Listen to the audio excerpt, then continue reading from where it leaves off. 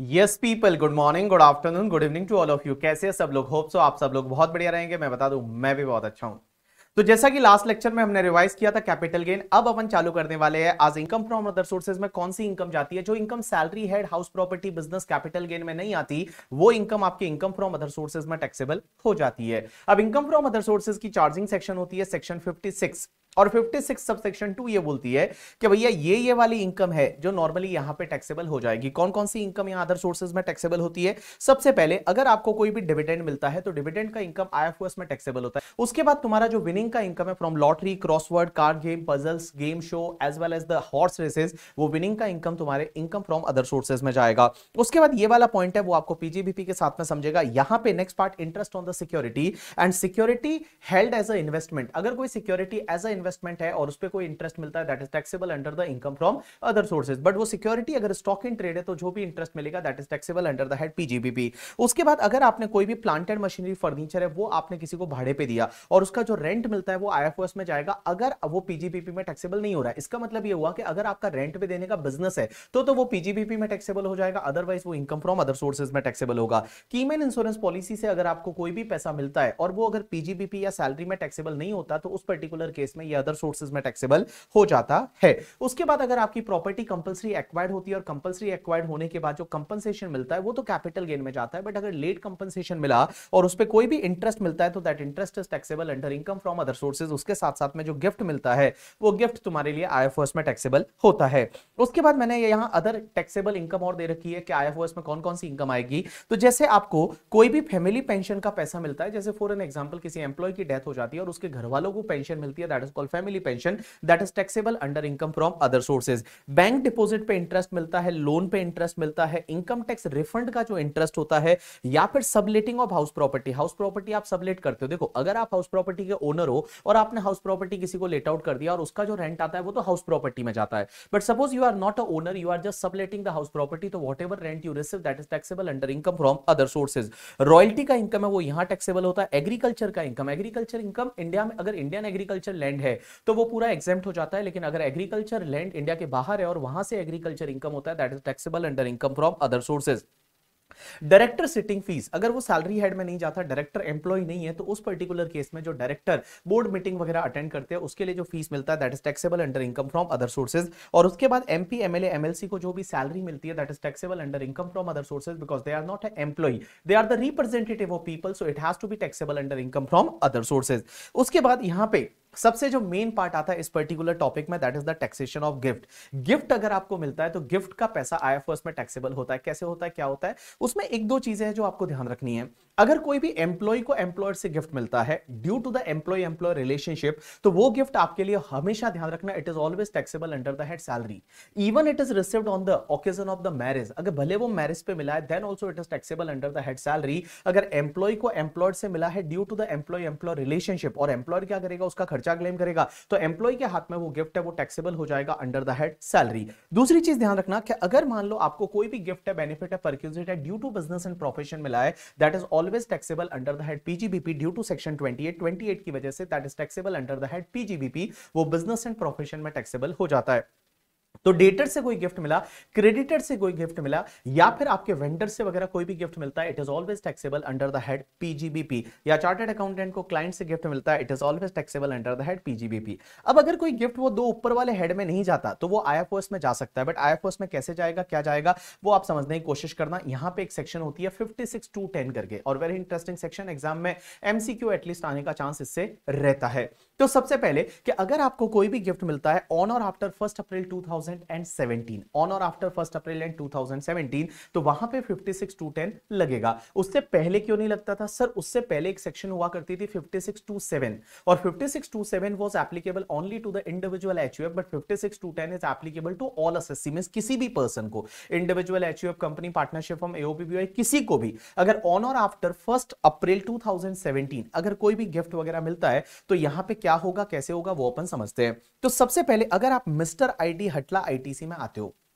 अगर आप mister ID हटला आईटीसी में आते हो तो उस पर्टिकुलर केस में सेक्शन 56(2)(10) है, दैट इज नॉट एप्लीकेबल, वो एप्लीकेबल नहीं होगी और जो भी आपको मिलेगा दैट इज टोटली एग्जेम्प्टेड और I can say that it is not taxable under income from other sources. But question is that कि सर मिस्टर आईडी हटला आईटीसी का मतलब क्या होता है? तो मिस्टर आईडी हटला ITC M for marriage on the occasion of marriage मिलता है, आर फॉर अगर आपको रिलेटिव से मिलता है, आई फॉर अगर आपको इनहेरिटेंस में मिलता है, D for in contemplation of death मिलता है। इन कंटेम्पलेशन ऑफ डेथ मिलता है मींस डेथ के अगर कोई पर्सन डेथ बेड पे है और अगर उसने क्या किया कि किसी को गिफ्ट कर दिया, that is called in contemplation of death. उसके बाद एच का मतलब अगर आपको किसी हॉस्पिटल से मिलता है, यू का मतलब आपको किसी यूनिवर्सिटी से मिलता है, टी का मतलब आपको किसी ट्रस्ट से मिलता है या ट्रस्ट को मिलता है करके, ठीक है। और यहां पे एल ए का मतलब होता है आपको किसी लोकल अथॉरिटी से मिलता है, तो 56(2)(10) नहीं लगेगा। आईटीसी क्या होता है अभी थोड़ी देर में अपन चेक कर लेंगे। तो देखो मैंने क्या बोला, अगर आपको कोई भी असेट है वो गिफ्ट में मिलती है और अगर आप मिस्टर आईडी हटला आईटीसी में आते हो, एम मतलब marriage, R means relative, I means inheritance, यहां पे D means in contemplation of death, H means from hospital, U means from university, T means by और फ्रॉम ट्रस्ट, चैरिटेबल और religious trust, and यहां पे LA का मतलब होता है लोकल अथॉरिटी और ITC we will discuss later. अगर आप इसमें आते हैं तो 56(2)(10) नहीं लगेगा, बट अदरवाइज आपको 56(2)(10) लग जाएगा। लेकिन अदरवाइज में अगर आप मिस्टर आईडी हटला आईटीसी में नहीं आते तो वहां पे 56(2)(10) लगेगा। कैसे लगेगा? सबसे पहले अगर मान लो आपको मनी गिफ्ट में मिलता है, मनी का मतलब होता है मनी गिफ्ट में मिलता है, मनी का मतलब कैश, बैंक, चेक, वो आपको गिफ्ट में मिलता है। और अगर आपको एग्रीगेट मनी पूरे साल का मिला के 50,000 रुपीज से ज्यादा है, then it is fully taxable.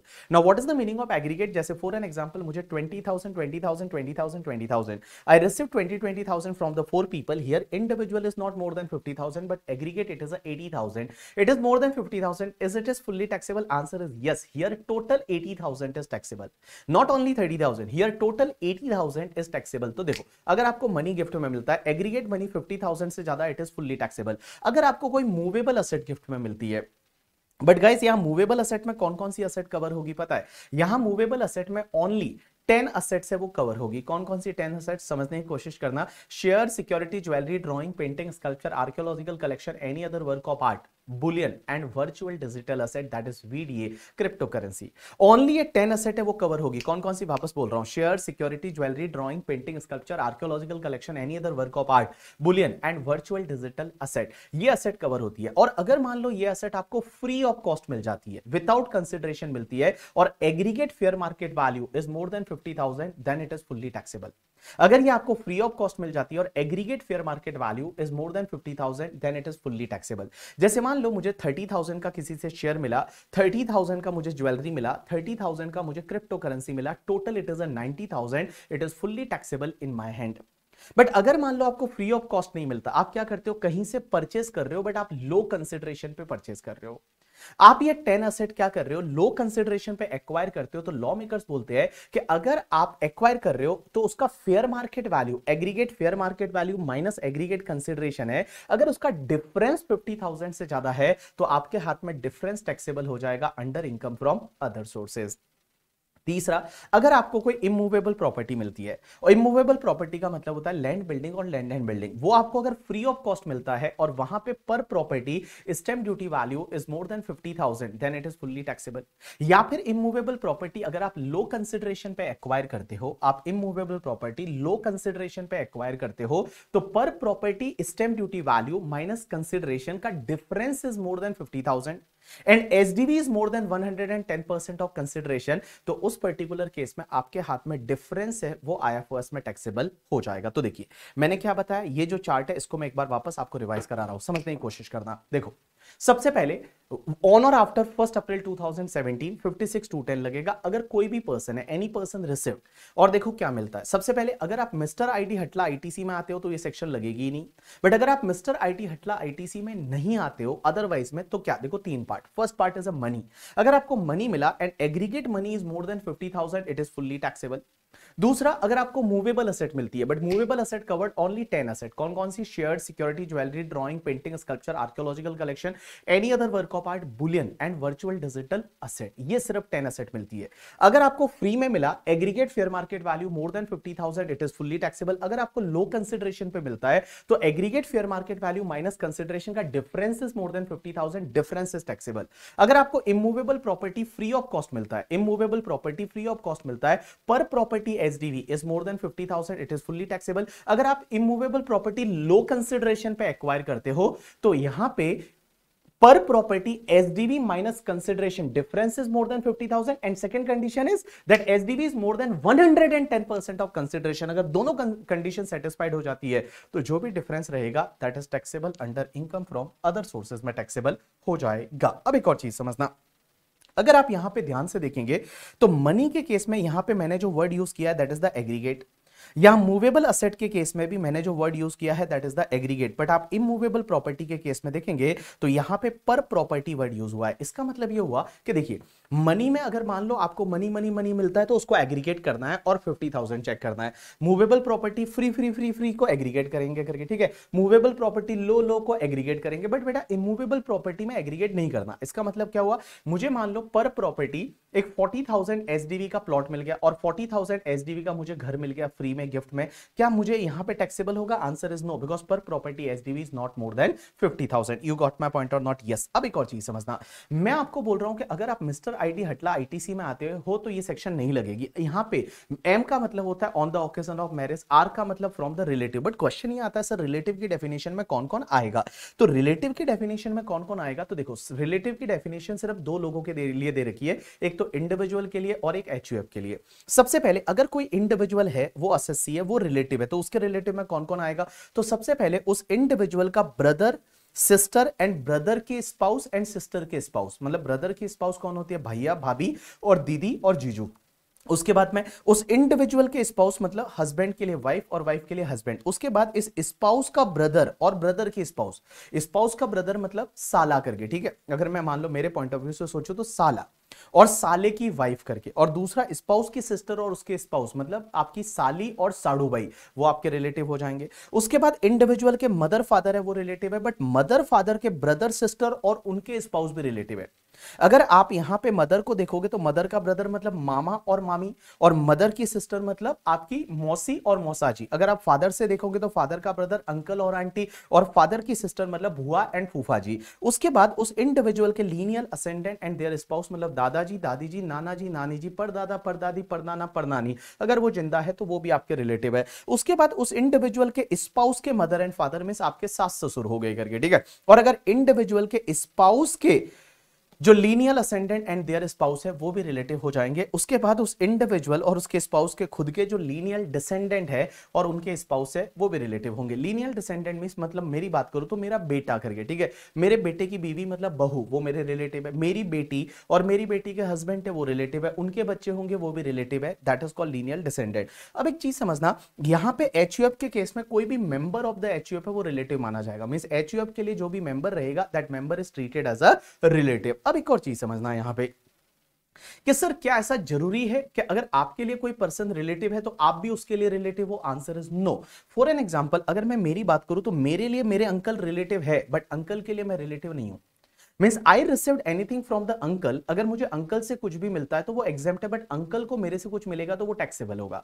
क्योंकि एक बात बताइए, अगर मैं मेरी बात करूं तो मेरे लिए मेरे फादर के ब्रदर मीन्स अंकल है वो मेरे रिलेटिव है, बट अगर आप अंकल को यहां एसएससी बनाते हो तो अंकल के लिए मेरे फादर तो रिलेटिव है, बट फादर के बच्चे जो है वो मैं उनके लिए रिलेटिव नहीं हूं। तो for me my uncle is relative, but for uncle I am not a relative. So anything I received from the uncle that is totally exempted, but uncle received anything from me that is not going to be taxable, that is not going to be exempted, it is a taxable। उसके बाद में एक बात समझिए, मैं यहां पे आपको बोल रहा हूं मैरिज पे मिला, उसके बाद रिलेटिव में मिला, inheritance, contemplation of death, hospital से मिलता है या फिर मेडिकल इंस्टीट्यूशन से मिलता है, यूनिवर्सिटी से आपको कोई मिलता है, एजुकेशनल इंस्टीट्यूशन से मिलता है, फ्रॉम या बाय किसी ट्रस्ट जो कि चैरिटेबल ट्रस्ट होते हैं 12AA वाले या 12AB वाले, उनसे अगर आपको मिलता है या उनको कोई मिलता है तो वो टैक्सेबल नहीं होगा। एज वेल एज अगर आपको कोई लोकल अथॉरिटी से गिफ्ट वगैरह मिलता है दैट इज नॉट टैक्सेबल। उसके बाद में एक चीज समझना, अगर किसी इंडिविजुअल ने कोई प्राइवेट ट्रस्ट बनाया, कोई इंडिविजुअल है वो प्राइवेट ट्रस्ट बनाया है और वो प्राइवेट ट्रस्ट है वो उसके इंडिविजुअल के रिलेटिव के बेनिफिट के लिए है, तो वो प्राइवेट ट्रस्ट को जो मिलेगा that is not taxable at all. I can take example, Mukesh Ambani ने क्या किया, अगर नीता अंबानी को कोई गिफ्ट किया तो ऐसे भी टैक्स नहीं लगेगा, बट मुकेश अंबानी ने एक ट्रस्ट बनाया जो कि नीता अंबानी के बेनिफिट के लिए है, तो ट्रस्ट को कोई भी गिफ्ट देंगे Mukesh Ambani that is not taxable at all. उसके बाद में आई वाला हो गया करके इंडिविजुअल ने किसी ट्रस्ट को दिया और trust is for the benefit of relative of that individual. उसके बाद टी का मतलब होता है, देखिए यहां ऊपर क्या बोला हुआ है, अगर आपको फ्रॉम हॉस्पिटल मिला, फ्रॉम यूनिवर्सिटी मिला करके, ठीक है, बट अगर मान लो बाय हॉस्पिटल मिला, बाय यूनिवर्सिटी मिला तो उनको भी टैक्स नहीं लगेगा। तो 1023C में जो यूनिवर्सिटी है, मेडिकल इंस्टीट्यूशन है, एजुकेशनल इंस्टीट्यूशन है, उनको अगर कोई भी गिफ्ट मिलता है then also it is not taxable. उसके बाद सी आता है आईटीसी में, सी का मतलब होता है certain transaction not regarded as transfer. You know that capital gain में कुछ ट्रांजेक्शन होते हैं जो ट्रांसफर नहीं माने जाते, उसमें से कुछ ट्रांजेक्शन ऐसे हैं जिसमें अगर कोई एसेट मिलती है तो 56(2)(10) नहीं लगेगा। कहां पे, सबसे पहला जो क्लॉज है that is the clause number 1, अगर एचयूएफ का पार्टीशन हो जाता है और एचयूएफ के पार्टीशन पे अगर मेंबर को कोई भी एसेट मिलती है तो 56(2)(10) नहीं लगेगा। उसके बाद clause number 4 and clause number 5, clause number 4 and 5 होता है अगर 100% होल्डिंग कंपनी अपनी सब्सिडरी कंपनी को एसेट ट्रांसफर करती है, सब्सिडरी कंपनी है वो 100% होल्डिंग कंपनी को एसेट ट्रांसफर करती है, तो उस पर्टिकुलर केस में 56(2)(10) नहीं लगेगा। और उसके बाद के जितने भी क्लॉज है ना, क्लॉज नंबर 6 से लेके और तुम्हारा 7AF, इसका मतलब होता है अमलगमेशन डीमर्जर। तो अमलगमेशन डीमर्जर में जैसे पुरानी कंपनी के असेट नई कंपनी को ट्रांसफर होते हैं या पुराने शेयर होल्डर को नई कंपनी का शेयर मिलता है, तो उस पर्टिकुलर केस में आपको 56(2)(10) नहीं लगेगा। अब एक और चीज समझना, 56(2)(10) कुछ और केसेस ऐसे हैं जो सीबीडीटी का नोटिफिकेशन है कि वहां पे 56(2)(10) में आपको टैक्स नहीं लगेगा। कौन कौन सा? सबसे पहला कि अगर आप दिल्ली के रेजिडेंट है, और दिल्ली के रेजिडेंट कहां पे है पता है? दिल्ली में जो अनऑथोराइज्ड कॉलोनी है, अनऑथोराइज्ड कॉलोनी, आपको याद रहेगा तो क्या हुआ था कि लास्ट टाइम जब इलेक्शन हुआ था तो इलेक्शन के टाइम पे मोदी जी ने एज वेल एज केजरीवाल के बीच में एक जंग थी, बोला कौन कौन अनऑथोराइज्ड कॉलोनी को हम ऑथोराइज कर देंगे। अनऑथोराइज्ड कॉलोनी का मतलब होता है ऐसी कॉलोनी जिसका कोई भी प्लान अप्रूव करा के उसको नहीं बनाया, बिल्डर ने ऐसी कॉलोनी बना दी जिसका कोई भी प्लान अप्रूव नहीं कराया, that is called unauthorised colony. लेकिन वहां पे लोग 20-20 साल से रह रहे हैं, तो वहां पे जो फ्लैट है वो तो इलीगल फ्लैट है, लेकिन उन्होंने बोला कि हम इसको लीगलाइज कर देंगे, हम इसको ऑथोराइज कर देंगे। तो फ्लैट को जब ऑथोराइज करेंगे तो वो एक सर्टिफिकेट अलॉट करेंगे कि भैया ये तुम्हारा अब ऑथोराइज्ड फ्लैट हो गया। तो जैसे ही अब आपका, पहले तो वो फ्लैट का कोई नामो निशान नहीं था, मतलब वो ऑथोराइज था ही नहीं, अब वो ऑथोराइज हो गया, तो आपको जो ऑथोराइज फ्लैट मिला, क्वेश्चन ये आता है क्या यहां पे 56(2)(10) लगेगा? आंसर इज नो, यहां पे 56(2)(10) है वो आपको नहीं लगेगा। अब एक और चीज समझना, पॉइंट नंबर 2 ये बोलता है कि अगर कोई कंपनी ऐसी है जिसपे सेक्शन 241 242 लग जाती है कंपनीज एक्ट की, इसमें क्या होता है कि कंपनी का मैनेजमेंट है वो करप्ट हो जाता है और उसका जो मैनेजमेंट है वो फिर क्या करती है, गवर्नमेंट अपने हाथ में ले लेती है और फिर वो एनसीएलटी को ट्रांसफर करती है और सेंट्रल गवर्नमेंट क्या करती है, नए डायरेक्टर अपॉइंट करती है और एनसीएलटी फिर क्या करती है, वहां पे एक रिजोल्यूशन प्लान लाती है और रिजोल्यूशन प्लान लाके और उस पर्टिकुलर कंपनी को क्या करते हैं, रिवाइव करने की कोशिश करते हैं। तो जब रिवाइव करते हैं और उस पर्टिकुलर कंपनी के या फिर उसकी सब्सिडरी कंपनी के या सब्सिडरी की सब्सिडरी कंपनी के आपको अगर कोई शेयर मिल जाते हैं, अनकोटेड शेयर मिल जाते हैं आपको, तो वहां पे आपको 56(2)(10) नहीं लगेगा, भले वो एफएमवी से कम पे आपको मिले करके, ठीक है। जैसे रुचि सोया के केस में हुआ था, रुचि सोया के शेयर है वो पतंजलि को मिले, बहुत ही कम रेट में मिले, तो वहां पे 56(2)(10) नहीं लगेगा। एक और चीज समझना, आपको पता है 2020 में यस बैंक का लफड़ा हो गया था और यस बैंक जो है वो यस बैंक में बड़े फ्रॉड वगैरह पकड़े गए थे। राणा कपूर है वो, Rana Kapoor I don't know कहां जेल में है आई थिंक, तो उसमें यस बैंक है उसने उसको रिवाइवल के लिए हमारी गवर्नमेंट ने क्या किया था, एक प्लान बनाया था, that is yes bank limited reconstruction scheme 2020। अब एक चीज समझना, इस रिवाइवल प्लान में क्या किया था कि जो भी पर्सन है वो अगर यस बैंक के शेयर खरीदना चाहता है तो आपको पता है 12 रुपीज में शेयर इशू किया था। दैट टाइम मार्केट में जो शेयर ट्रेड कर रहा था वो अप्रोक्स 24 रुपीज पे कर रहा था और लोगों को सिर्फ 12 रुपए में शेयर दिया गया। जैसे जो अपनी एसबीआई है या आईसीआईसीआई बैंक है, एचडीएफसी बैंक है, इन्होंने इन्वेस्ट किया था और इन्होंने 12 रुपीज पे इन्वेस्ट किया था, तो ये तो मार्केट वैल्यू से कम पे इन्वेस्ट हुआ है। तो क्या यहां पे 56(2)(10) लग जाएगा? आंसर इज नो, यहां पे 56(2)(10) नहीं लगेगा। एक और चीज समझना, अगर कोई भी पब्लिक सेक्टर कंपनी है और पब्लिक सेक्टर कंपनी के शेयर किसी को मिलते हैं सेंट्रल गवर्नमेंट से या स्टेट गवर्नमेंट से under the strategic disinvestment plan, तो वहां पे 56(2)(10) नहीं लगेगा। जैसे फॉर एन एग्जांपल आपको एयर इंडिया है वो टाटा को बेच दिया गया, अब टाटा ने एयर इंडिया के शेयर खरीदे, अब एयर इंडिया के शेयर है वो पब्लिक सेक्टर कंपनी थी एयर इंडिया, और एयर इंडिया के शेयर उन्होंने मान लो कम रेट पे खरीदे, एफएमवी से कम रेट पे खरीदे, तो क्या वहां 56(2)(10) लग जाएगा? आंसर इज नो, वहां पे 56(2)(10) नहीं लगेगा। उसके बाद एक और अमेंडमेंट आया, ये अमेंडमेंट क्या बोलता है, इसी साल आया ये अमेंडमेंट, और ये अमेंडमेंट है रेट्रोस्पेक्टिवली। ये जो अमेंडमेंट असेसमेंट ईयर 2021 से है and this amendment is retrospectively. ये अमेंडमेंट क्या बोलता है, देखो कि अगर मान लो किसी पर्सन को कोविड हुआ था और कोविड के ट्रीटमेंट के लिए, जैसे किसी पर्सन को कोविड हुआ था या उसके किसी फैमिली मेंबर को कोविड हुआ था, यहां फैमिली का मतलब होता है स्पाउस, चिल्ड्रन या डिपेंडेंट रिलेटिव। डिपेंडेंट रिलेटिव में कौन कौन आएगा, मदर फादर ब्रदर सिस्टर। तो असेसी जो है उसका फैमिली में कौन कौन आएगा, स्पाउस आएगा, उसके बाद चिल्ड्रन आएंगे, mother father brother sister. Mother father brother sister तभी आएंगे जब वो आपके लिए डिपेंडेंट है आप पे। अगर मान लो उनको कोविड हुआ और आपको क्या हुआ, कोविड के ट्रीटमेंट के लिए आपको पता है लोगों ने डोनेशंस वगैरह किए थे, तो कोविड के ट्रीटमेंट के लिए अगर मान लो किसी से कोई पैसा मिलता है तो कितना भी पैसा मिला, वो पैसा अगर आपने कोविड ट्रीटमेंट पे इंकर कर दिया तो वो पूरा एग्जेम्प्ट है, आपके हाथ में टैक्सेबल नहीं होगा। जैसे फॉर एन एग्जांपल एक बंदा है मिस्टर राज, राज के घर में किसी को कोविड हुआ और उसके पास पैसे नहीं थे, उसने लोगों से हेल्प मांगी, लोगों ने उसको हेल्प की, तो उसको जो पैसा मिला इट इज अ गिफ्ट। तो क्या इस पे टैक्स लग जाएगा 56(2)(10) में? आंसर इज नो, वहां पे 56(2)(10) में टैक्स नहीं लगेगा। बट भैया आपका कंडीशन ये है कि वो खर्चा उसने ट्रीटमेंट कोविड से रिलेटेड बीमारी जो है इलनेस पे उसने खर्चा किया है। दूसरा पॉइंट ये बोलता है कि अगर किसी पर्सन की कोविड से डेथ हो जाती है, और डेथ कब होनी चाहिए कि जैसे ही कोविड हुआ, उसको कोविड पॉजिटिव हुआ, उसके बाद में with in the 6 month Covid से रिलेटेड किसी भी इलनेस से अगर उसकी डेथ हो जाती है, और डेथ के टाइम पे क्या हुआ कि आपको पता रहेगा लोगों ने डेथ के टाइम पे उसके फैमिली मेंबर को हेल्प की। तो अगर मान लो किसी भी पर्सन की कोविड से डेथ हो जाती है, जब कोविड का जो क्लिनिकल ट्रायल उसका हुआ और वो पॉजिटिव पाया गया, उससे 6 मंथ के अंदर अंदर डेथ होनी चाहिए, और डेथ के बाद उसके घर वालों को लोगों ने हेल्प की। तो क्वेश्चन ये आता है फैमिली मेंबर को जो भी पैसा मिला क्या वहां 56(2)(10) लगेगा? यहां लॉ मेकर्स बोलते हैं कि अगर फैमिली मेंबर को पैसा उस पर्सन की जिसकी डेथ हुई है उसके एम्प्लॉयर से मिला, कितना भी अमाउंट एम्प्लॉयर से मिला, कितना भी amount, even 1 crore 2 crore rupees, then it is not taxable at all in hands of the family member. But अगर अदर पर्सन से मिला तो उसमें एक लिमिट डाली गई, 10 लाख रुपीस तक एग्जेम्प्ट है, उसके ऊपर वाला टैक्सेबल हो जाएगा। तो देखो यहां पे दो चीजें हैं। सबसे पहली चीज तो कोविड पे अगर मान लो कोई ट्रीटमेंट के लिए किसी से कुछ पैसा मिला और आपने ट्रीटमेंट पे एक्चुअली स्पेंड कर दिया, उतना एग्जेम्प्ट है, उस पर टैक्स नहीं लगेगा। दूसरा, किसी पर्सन की डेथ हो गई और डेथ के बाद फैमिली मेंबर को लोगों ने हेल्प किया और फैमिली मेंबर को पैसा मिलता है, पैसा किससे मिलता है करके, ठीक है, एम्प्लॉयर से मिला, कितना भी मिला हो करके, ठीक है, एम्प्लॉयर से मिला कितना भी मिला हो, और बाहर वालों से मिला तो उसमें 10 लाख का लिमिट है कि 10 लाख रुपए तक मिला तो एग्जेम्प्ट है, उसके ऊपर मिला तो ऊपर वाला टैक्सेबल हो जाएगा। लेकिन इसमें दो चीजें आप ध्यान रखोगे, एक तो आपकी जो किसी पर्सन की जो डेथ हुई कोविड से रिलेटेड इलनेस से, वो जब वो पॉजिटिव पाया गया उससे 6 मंथ के अंदर अंदर हुई, और ये जो पैसा मिला वो पैसा 12 मंथ के अंदर अंदर मिला from the date of the death, मतलब डेथ हुई उसके 12 मंथ के अंदर अंदर ये पैसा मिला करके, तो वो एग्जेम्प्ट हो जाएगा। उसके बाद में ये जो असेट्स की डेफिनेशन मैं आपको ऑलरेडी बता चुका हूं, रिलेटिव का डेफिनेशन मैं आपको ऑलरेडी बता चुका हूं। एक और चीज मैं बोल रहा हूं, आईएफओएस में टैक्स आपको तभी लगेगा ना जब आपकी ये 10-11 असेट आपको मिलती है। मींस इसके अलावा अगर आपको कार वगैरह मिलता है, फर्नीचर मिलता है, आईफोन 14 मिलता है, इसमें कोई भी 56(2)(10) में टैक्स नहीं लगेगा। कार वगैरह के केस में टैक्स नहीं लगेगा। क्यों नहीं लगेगा वो मैं आपको रेगुलर फास्ट ट्रैक बैच में ऑलरेडी लॉजिक्स के साथ बता चुका हूं करके। अब एक और चीज समझना सर, आईएफओएस में क्या होता है कि अगर मान लो आपको आईएफओएस में कोई भी इमूवेबल प्रॉपर्टी मिलती है लो कंसिडरेशन पे, तो डिफरेंस टैक्सेबल होता है अगर पर प्रॉपर्टी एसडीवी माइनस कंसिडरेशन का डिफरेंस 50,000 से ज्यादा है, and SDV is more than 110% of consideration, तो डिफरेंस टैक्सेबल होता है। क्या यहां पे अगर अपन एसडीवी से सेटिस्फाइड नहीं है तो क्या हमारा केस वैल्यूएशन ऑफिसर को ट्रांसफर हो सकता है? आंसर इज यस, हो सकता है। जैसा आपने 50C में पढ़ा था कैपिटल गेन में, वैसा का वैसे आप वैल्यूएशन ऑफिसर को केस ट्रांसफर करा सकते हो, असेसिंग ऑफिसर कर सकता है। वैल्यूएशन ऑफिसर ने वैल्यू बढ़ा दी तो उसको इग्नोर कर दो, वैल्यूएशन ऑफिसर ने वैल्यू कम कर दी तो वो वैल्यू जो है वो आप यहां पे कंसीडर कर लो। उसके बाद में एक और चीज समझना, यहां आईएफओएस में टैक्स तभी लगेगा जब आपको कोई असेट मिल रही है ना, वो आपके लिए कैपिटल असेट है।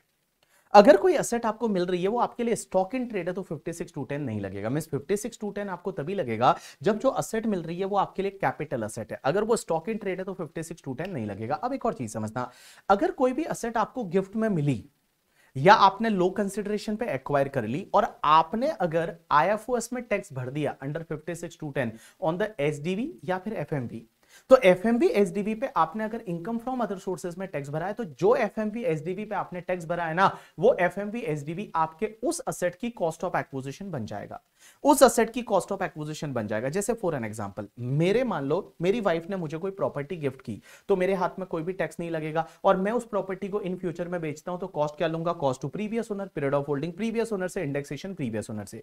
बट मान लो आपने मुझे कोई प्रॉपर्टी गिफ्ट की, तो आप तो मेरे रिलेटिव तो नहीं हो, वो मिस्टर आईडी हटला आईटीसी में तो नहीं आते। तो उस पर्टिकुलर केस में मैं क्या करूंगा, उसकी एसडीवी पे आईएफओएस में टैक्स भरूंगा, और उस एसडीवी पे मैंने आईएफओएस में टैक्स भर दिया तो इन फ्यूचर में जब भी मैं उस एसेट को बेचूंगा तो भैया कॉस्ट क्या लेंगे, वो एसडीवी जिसपे मैंने आईएफओएस में टैक्स भरा है।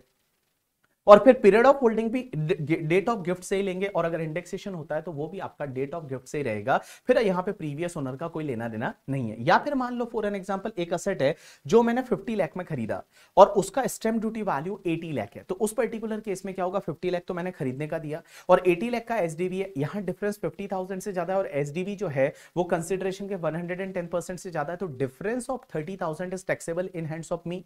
सो बीबी सर के हाथ में यहां 30 लाख टैक्सेबल हो गया। तो एक बात बताइए, मेरी कॉस्ट ऑफ एक्विजिशन अब क्या बनेगी, 80 lakh, because 50 lakh I already paid and on 30 lakh I already paid the taxes under income from other sources. So यहां पे 80 लाख मेरी कॉस्ट ऑफ एक्विजिशन बन जाएगी। अब एक और चीज समझना, एक और सेक्शन आती है that is the 43CA। 43CA just a replica of section 50C। एक पता है अपन ने 50C सेक्शन पढ़ी थी कैपिटल गेन में, वहां पे क्या था कि अगर आप कोई कैपिटल असेट ट्रांसफर करते हो and SDV is more than 110% of consideration, तो SDV full value of consideration माना जाता है। बट वो सेक्शन कैपिटल गेन में सिर्फ कैपिटल असेट पे लगती थी, लेकिन what about the stock in trade, builder के लिए क्या होगा, तो बिल्डर के लिए एक नई सेक्शन डाल रखी है 43CA, और ये 43CA क्या बोलती है कि अगर कोई भी बिल्डर है और बिल्डर के लिए इमूवेबल प्रॉपर्टी क्या है, स्टॉक इन ट्रेड है, और अगर आप इमूवेबल प्रॉपर्टी ट्रांसफर करते हो और एसडीवी आपके कंसिडरेशन के 110% से ज्यादा है, तो SDV will be treated as full value of consideration for the purpose of computing the PGBP income. लेकिन अगर आप एसडीवी से सेटिस्फाइड नहीं हो तो क्या यहां पे भी आपका केस वैल्यूएशन ऑफिसर को जा सकता है, आंसर इज यस, जा सकता है। अब एक और चीज समझना बेटा, आपने पता है 50C में मैंने आपको यह बताया था कि एसडीवी कौन सी डेट की लेनी है।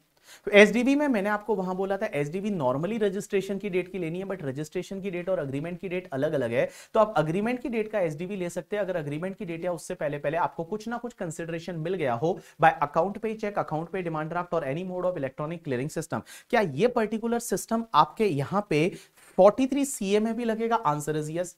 43CA में भी ऐसा ही है कि नॉर्मली आपको रजिस्ट्रेशन की डेट की लेनी है, बट रजिस्ट्रेशन की डेट और अग्रीमेंट की डेट अलग अलग है, तो आप अग्रीमेंट की डेट की ले सकते हैं अगर अग्रीमेंट की डेट या उससे पहले पहले बिल्डर को कुछ ना कुछ कंसिडरेशन मिल गया हो बाय अकाउंट पे चेक, अकाउंट पे डिमांड ड्राफ्ट और any mode of electronic clearing system through bank account. अब एक और चीज समझना, अपन 56-10 के लिए एसडीवी कौन सी डेट की लेंगे, तो वहां पे भी ये ऑप्शन है कि 56-10 जो गिफ्ट वाली सेक्शन है, अगर आपको लो कंसिडरेशन पे एक्वायर करते हो तो वहां एसडीवी कौन सी डेट का लेना है, उसमें भी ऑप्शन है कि नॉर्मली क्या होता है आप रजिस्ट्रेशन की डेट की लीजिए, बट अगर डेट ऑफ रजिस्ट्रेशन और डेट ऑफ अग्रीमेंट अलग अलग है और अग्रीमेंट की डेट तक आपने कुछ ना कुछ पेमेंट कर दिया है, अग्रीमेंट की डेट तक आपने कुछ ना कुछ पेमेंट कर दिया है बाय अकाउंट पे चेक, अकाउंट पे डिमांड ड्राफ्ट और any mode of electronic clearing system through bank account, तो आप अग्रीमेंट की डेट की एसडीवी ले सकते हैं। तो इन सिंपल वर्ड बता दूं, 50C, 43CA एंड 56-10 तीनों सेक्शन में आपके पास ऑप्शन है अग्रीमेंट की डेट की एसडीवी लेने का, बट अग्रीमेंट की डेट तक कुछ ना कुछ पेमेंट कर दिया है या रिसीव हो गया है बाय अकाउंट पे चेक, अकाउंट पे डिमांड ड्राफ्ट और any mode of electronic clearing system. Here electronic clearing system is debit card, credit card, NEFT, RTGS, IMPS, Bhim UPI, QR code, उससे अगर पेमेंट किया है तो। अब एक और चीज समझना सर, एक बात बताइए, ये वाला पार्ट है वो आपका कंप्लीट हो जाता है यहां पे, उसके बाद एक सेक्शन आती है 5627B, और 5627B है, इसको बोला जाता है basically angel tax. Practical life में आपने सुना होगा एंजल टैक्स। ये एंजल टैक्स वाली सेक्शन क्या है, 5627B ये बोलती है कि अगर कोई भी क्लोजली हेल्ड कंपनी है, क्लोजली हेल्ड कंपनी का मतलब होता है अनलिस्टेड कंपनी, वो क्या करती है अपने शेयर इशू करती है किसी रेजिडेंट शेयर होल्डर को, और शेयर इशू कर रही है प्रीमियम पे, शेयर इशू कर रही है प्रीमियम पे, किसको, रेजिडेंट शेयर होल्डर को, और अगर issue price fair market value से ज्यादा है, इशू प्राइस है वो fair market value of share से ज्यादा है, तो जितना भी डिफरेंस है ना, वो डिफरेंस उस पर्टिकुलर कंपनी के लिए आईएफओएस में टैक्सेबल हो जाएगा। जैसे आई कैन टेक एक एग्जांपल ऑफ अनलिस्टेड कंपनी, हमारी एक कंपनी है जिसका नाम है बीबी वर्चुअल्स प्राइवेट लिमिटेड। अब मान लो हमारे शेयर का फेस वैल्यू है वो 10 रुपीज है, लेकिन इसका फेयर मार्केट वैल्यू निकालोगे तो 200 रुपीज है, और हमने ये शेयर इशू कितने पे किया पता है, इशू किया 500 रुपीज पे। स्टार्टअप यही करेंगे ना, 500 पे इशू करेंगे, तो भैया हमारी उस शेयर की औकात कितनी है, 200 rupees, but we are issuing at 500 rupees, so we are issuing at premium. पहली चीज तो because face value is only 10, we are issuing at 500, तो इसका मतलब ये प्रीमियम पे इशू हो रहा है। तो लॉ मेकर्स ये बोलते हैं कि यहां पे जो आपका issue price minus fair market value का difference, that is the 300 rupees, difference between 500 and 200, that is the 300, that 300 is taxable in hands of BB Virtuals Private Limited under income from other sources। ये income from other sources में taxable हो जाएगा। लेकिन एक चीज समझना, यहां पे ये सेक्शन नहीं लगेगी कुछ केसेस में। कहां कहां पे नहीं लगेगी? सबसे पहला तो अगर कोई भी वेंचर कैपिटल अंडरटेकिंग है, वो शेयर इशू करता है किसी वेंचर कैपिटल फंड को, वेंचर कैपिटल कंपनी को, या फिर alternate investment fund category 1 and category 2 वाले जो अल्टरनेट इन्वेस्टमेंट फंड है, उनको अगर कोई भी शेयर इशू होगा तो ये सेक्शन नहीं लगेगी। और दूसरा ये बोलते हैं कि कोई छोटे छोटे स्टार्टअप्स के केस में ये सेक्शन नहीं लगेगी। छोटे छोटे स्टार्टअप्स का मतलब क्या होता है मैं बता दूं। कोई छोटे छोटे स्टार्टअप मतलब ऐसे स्टार्टअप जिनका 10 इयर्स तक टर्नओवर है वो 100 करोड़ के अंदर अंदर है। पहली कंडीशन के उसका जो 10 इयर्स तक टर्नओवर है वो 100 करोड़ के अंदर अंदर है और वो नोटिफाइड स्टार्टअप है गवर्नमेंट से वो नोटिफाइड स्टार्टअप है, तो उनके केस में नहीं लगेगा। बट उस स्टार्टअप को और भी कुछ कंडीशन सेटिस्फाइड करनी पड़ेगी। कौन कौन सी कंडीशन सेटिस्फाइड करनी पड़ेगी? सबसे पहली कंडीशन कि वो स्टार्टअप का पेड अप शेयर कैपिटल जो है इंक्लूडिंग द शेयर प्रीमियम है वो 25 करोड़ से ज्यादा नहीं होना चाहिए। Means paid up share capital including the share premium है वो आपका 25 करोड़ से ज्यादा नहीं होना चाहिए उस स्टार्टअप का। Means paid up share capital as well as the like including the security premium that should be up to 25 crore rupees. But guys 25 crore rupees की लिमिट देखते टाइम अगर कोई भी शेयर है वो नॉन रेजिडेंट को इशू किया है वो कंसिडर नहीं होगा। As well as venture capital company या वेंचर कैपिटल फंड को इशू किया है वो नहीं होगा ये कंसिडर, या किसी स्पेसिफाइड कंपनी को इशू किया है। स्पेसिफाइड कंपनी का मतलब होता है कि इंडिया की ऐसी कोई भी कंपनी जिसके शेयर है वो फ्रीक्वेंटली ट्रेडेड है इंडियन स्टॉक एक्सचेंज में, एंड उस कंपनी की नेटवर्थ जो है वो लास्ट बैलेंस शीट के हिसाब से या तो नेटवर्थ 100 करोड़ से ज्यादा है उसको इशू किए है, या फिर लास्ट ईयर का जो टर्नओवर है वो टर्नओवर 250 करोड़ से ज्यादा है उस कंपनी को इशू किए है। तो उस पर्टिकुलर केस में वो आपके 25 करोड़ की लिमिट में नहीं आएगा। तो देखो सबसे पहली चीज तो मैंने क्या बोला, मैंने ये बोला कि पहली चीज तो कि भैया उस स्टार्टअप का 10 इयर्स तक इनकॉर्पोरेशन से 10 इयर्स तक टर्नओवर अप टू 100 करोड़ होना चाहिए। दूसरी कंडीशन ये है कि उस कंपनी का जो स्टार्टअप है उस स्टार्टअप का like paid up share capital including security premium should be up to 25 crore. But 25 crore की लिमिट देखते टाइम अगर कोई शेयर नॉन रेजिडेंट को इशू किया है वो कंसिडर नहीं होगा, venture capital company venture capital fund को किया है वो कंसिडर नहीं होगा, किसी स्पेसिफाइड कंपनी को किया है। स्पेसिफाइड कंपनी का मतलब होता है कि कोई भी ऐसी लिस्टेड कंपनी है जिसका शेयर है वो फ्रीक्वेंटली ट्रेडेड है, उसका लास्ट ईयर का या तो नेटवर्थ लास्ट ईयर की बैलेंस शीट के हिसाब से लास्ट डेट पे या तो नेटवर्थ 100 करोड़ से ज्यादा है या फिर लास्ट ईयर का टर्नओवर है वो 250 करोड़ से ज्यादा है, ऐसी कंपनी को शेयर इशू किया है वो 25 करोड़ की लिमिट में नहीं आएगा। लेकिन एक चीज समझना, यहां पे एक और कंडीशन है कि वो पर्टिकुलर स्टार्टअप है ना वो नेक्स्ट 7 ईयर तक, 7 ईयर कहां से लेंगे? जिस ईयर में शेयर इशू हुए उस ईयर के एंड से next 7 year, so 7 year from the end of the latest financial year in which share are issue to the resident share holder. तो जिस ईयर में उन्होंने शेयर इशू किए उस ईयर के एंड से नेक्स्ट 7 ईयर्स तक वो स्टार्टअप कोई भी हाउस प्रॉपर्टी नहीं खरीद सकता, मींस रेसिडेंशियल हाउस प्रॉपर्टी नहीं खरीद सकता। लेकिन अगर रेसिडेंशियल हाउस प्रॉपर्टी के लेट आउट का बिजनेस है या रेसिडेंशियल हाउस प्रॉपर्टी को बेचने का ही बिजनेस है तो वो स्टार्टअप खरीद सकता है। दूसरा वो रेसिडेंशियल के साथ में कमर्शियल कोई भी इमूवेबल प्रॉपर्टी नहीं खरीद सकता। वो स्टार्टअप कोई भी कमर्शियल इमूवेबल प्रॉपर्टी नहीं खरीद सकता फॉर द 7 इयर्स। लेकिन अगर मान लो कमर्शियल प्रॉपर्टी के लेट आउट का बिजनेस है या फिर as a stock in trade है तो खरीद सकता है, या फिर अपने बिजनेस में यूज करने के लिए कोई प्रॉपर्टी कमर्शियल खरीदनी है तो खरीद सकता है। उसके बाद में वो स्टार्टअप है वो किसी को लोन और एडवांसेस नहीं दे सकता, लेकिन अगर लोन और एडवांसेस देने का ही ऑर्डिनरी कोर्स ऑफ बिजनेस है तो वो लोन और एडवांसेस दे सकता है। किसी और एंटिटी में वो कभी भी as a capital investment capital contribution नहीं कर सकता, वो शेयर और सिक्योरिटी में स्टार्टअप इन्वेस्ट नहीं कर सकता, एज वेल एज कोई भी ऐसा मोटर व्हीकल एयरक्राफ्ट या यॉट नहीं खरीद सकता जिसकी वैल्यू 10 लाख से ज्यादा है। सो 10 लाख से ज्यादा वाला जो है वो मोटर व्हीकल वगैरह नहीं खरीद सकता, अप टू 10 लाख तक वो स्टार्टअप खरीद सकता है। लेकिन अगर मान लो उनका लेट आउट का बिजनेस है करके, ठीक है, या लीजिंग का बिजनेस है, हायरिंग का बिजनेस है करके, स्टॉक इन ट्रेड है, तो उस पर्टिकुलर केस में खरीद सकता है। वो स्टार्टअप कोई भी ज्वेलरी नहीं खरीद सकता, बट ज्वेलरी का अगर as held as stock in trade है तो ज्वेलरी खरीद सकता है। वो स्टार्टअप कोई भी drawing painting sculpture collection like या फिर कोई आर्ट लाइक क्या बोलते हैं उसको any other work of art है, बुलियन है, उसमें इन्वेस्ट नहीं कर सकता फॉर द 7 ईयर।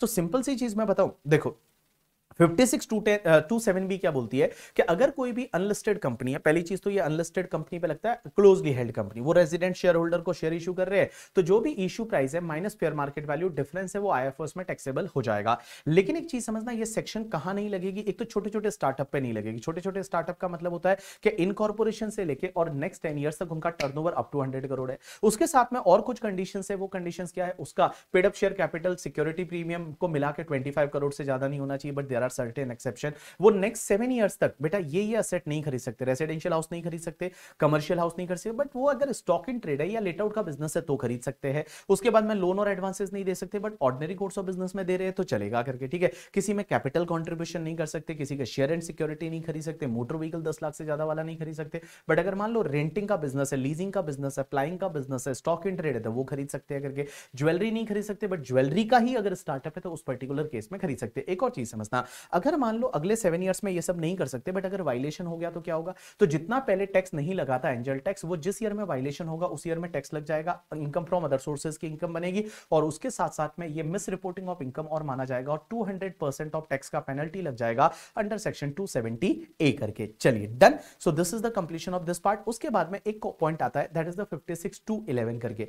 ये बोलता है कि अगर मान लो आपका कोई भी एम्प्लॉयमेंट है, एम्प्लॉयमेंट का आपका टर्मिनेशन हो जाता है या मॉडिफिकेशन हो जाता है टर्म्स एंड कंडीशन में, और आपको कहीं से कोई कंपनसेशन मिल जाता है, और वो कंपनसेशन सैलरी हेड में टैक्सेबल नहीं होता। देखो अगर सैलरी में, जैसे मान लो आपने एक जॉब छोड़ी और दूसरी जगह जॉब ज्वाइन कर रहे हो, और आपको कोई कंपनसेशन न्यू एम्प्लॉयर से मिलता है या ओल्ड एम्प्लॉयर से मिलता है, that is taxable under the head salary because it is treated as profit in lieu of salary.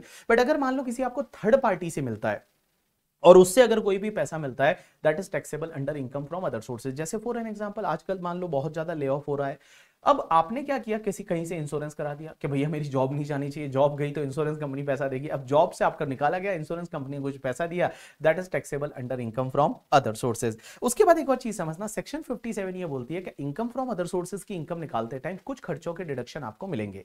Sir कौन कौन से खर्चों के डिडक्शन आपको यहां पे मिलते हैं, तो सबसे पहली चीज तो मैं बताऊं, अगर आपका कोई डिविडेंड है या income from UTI mutual fund है, तो एक चीज समझना, उसके सामने कोई खर्चा अलाउ नहीं होता, सिर्फ एक खर्चा अलाउ होता है इंटरेस्ट का। आपको डिविडेंड मिला या income from UTI mutual fund मिला, उसके सामने एक ही खर्चा अलाउ होगा, दैट इज द इंटरेस्ट का, जो लोन लिया था इसमें इन्वेस्ट करने के लिए।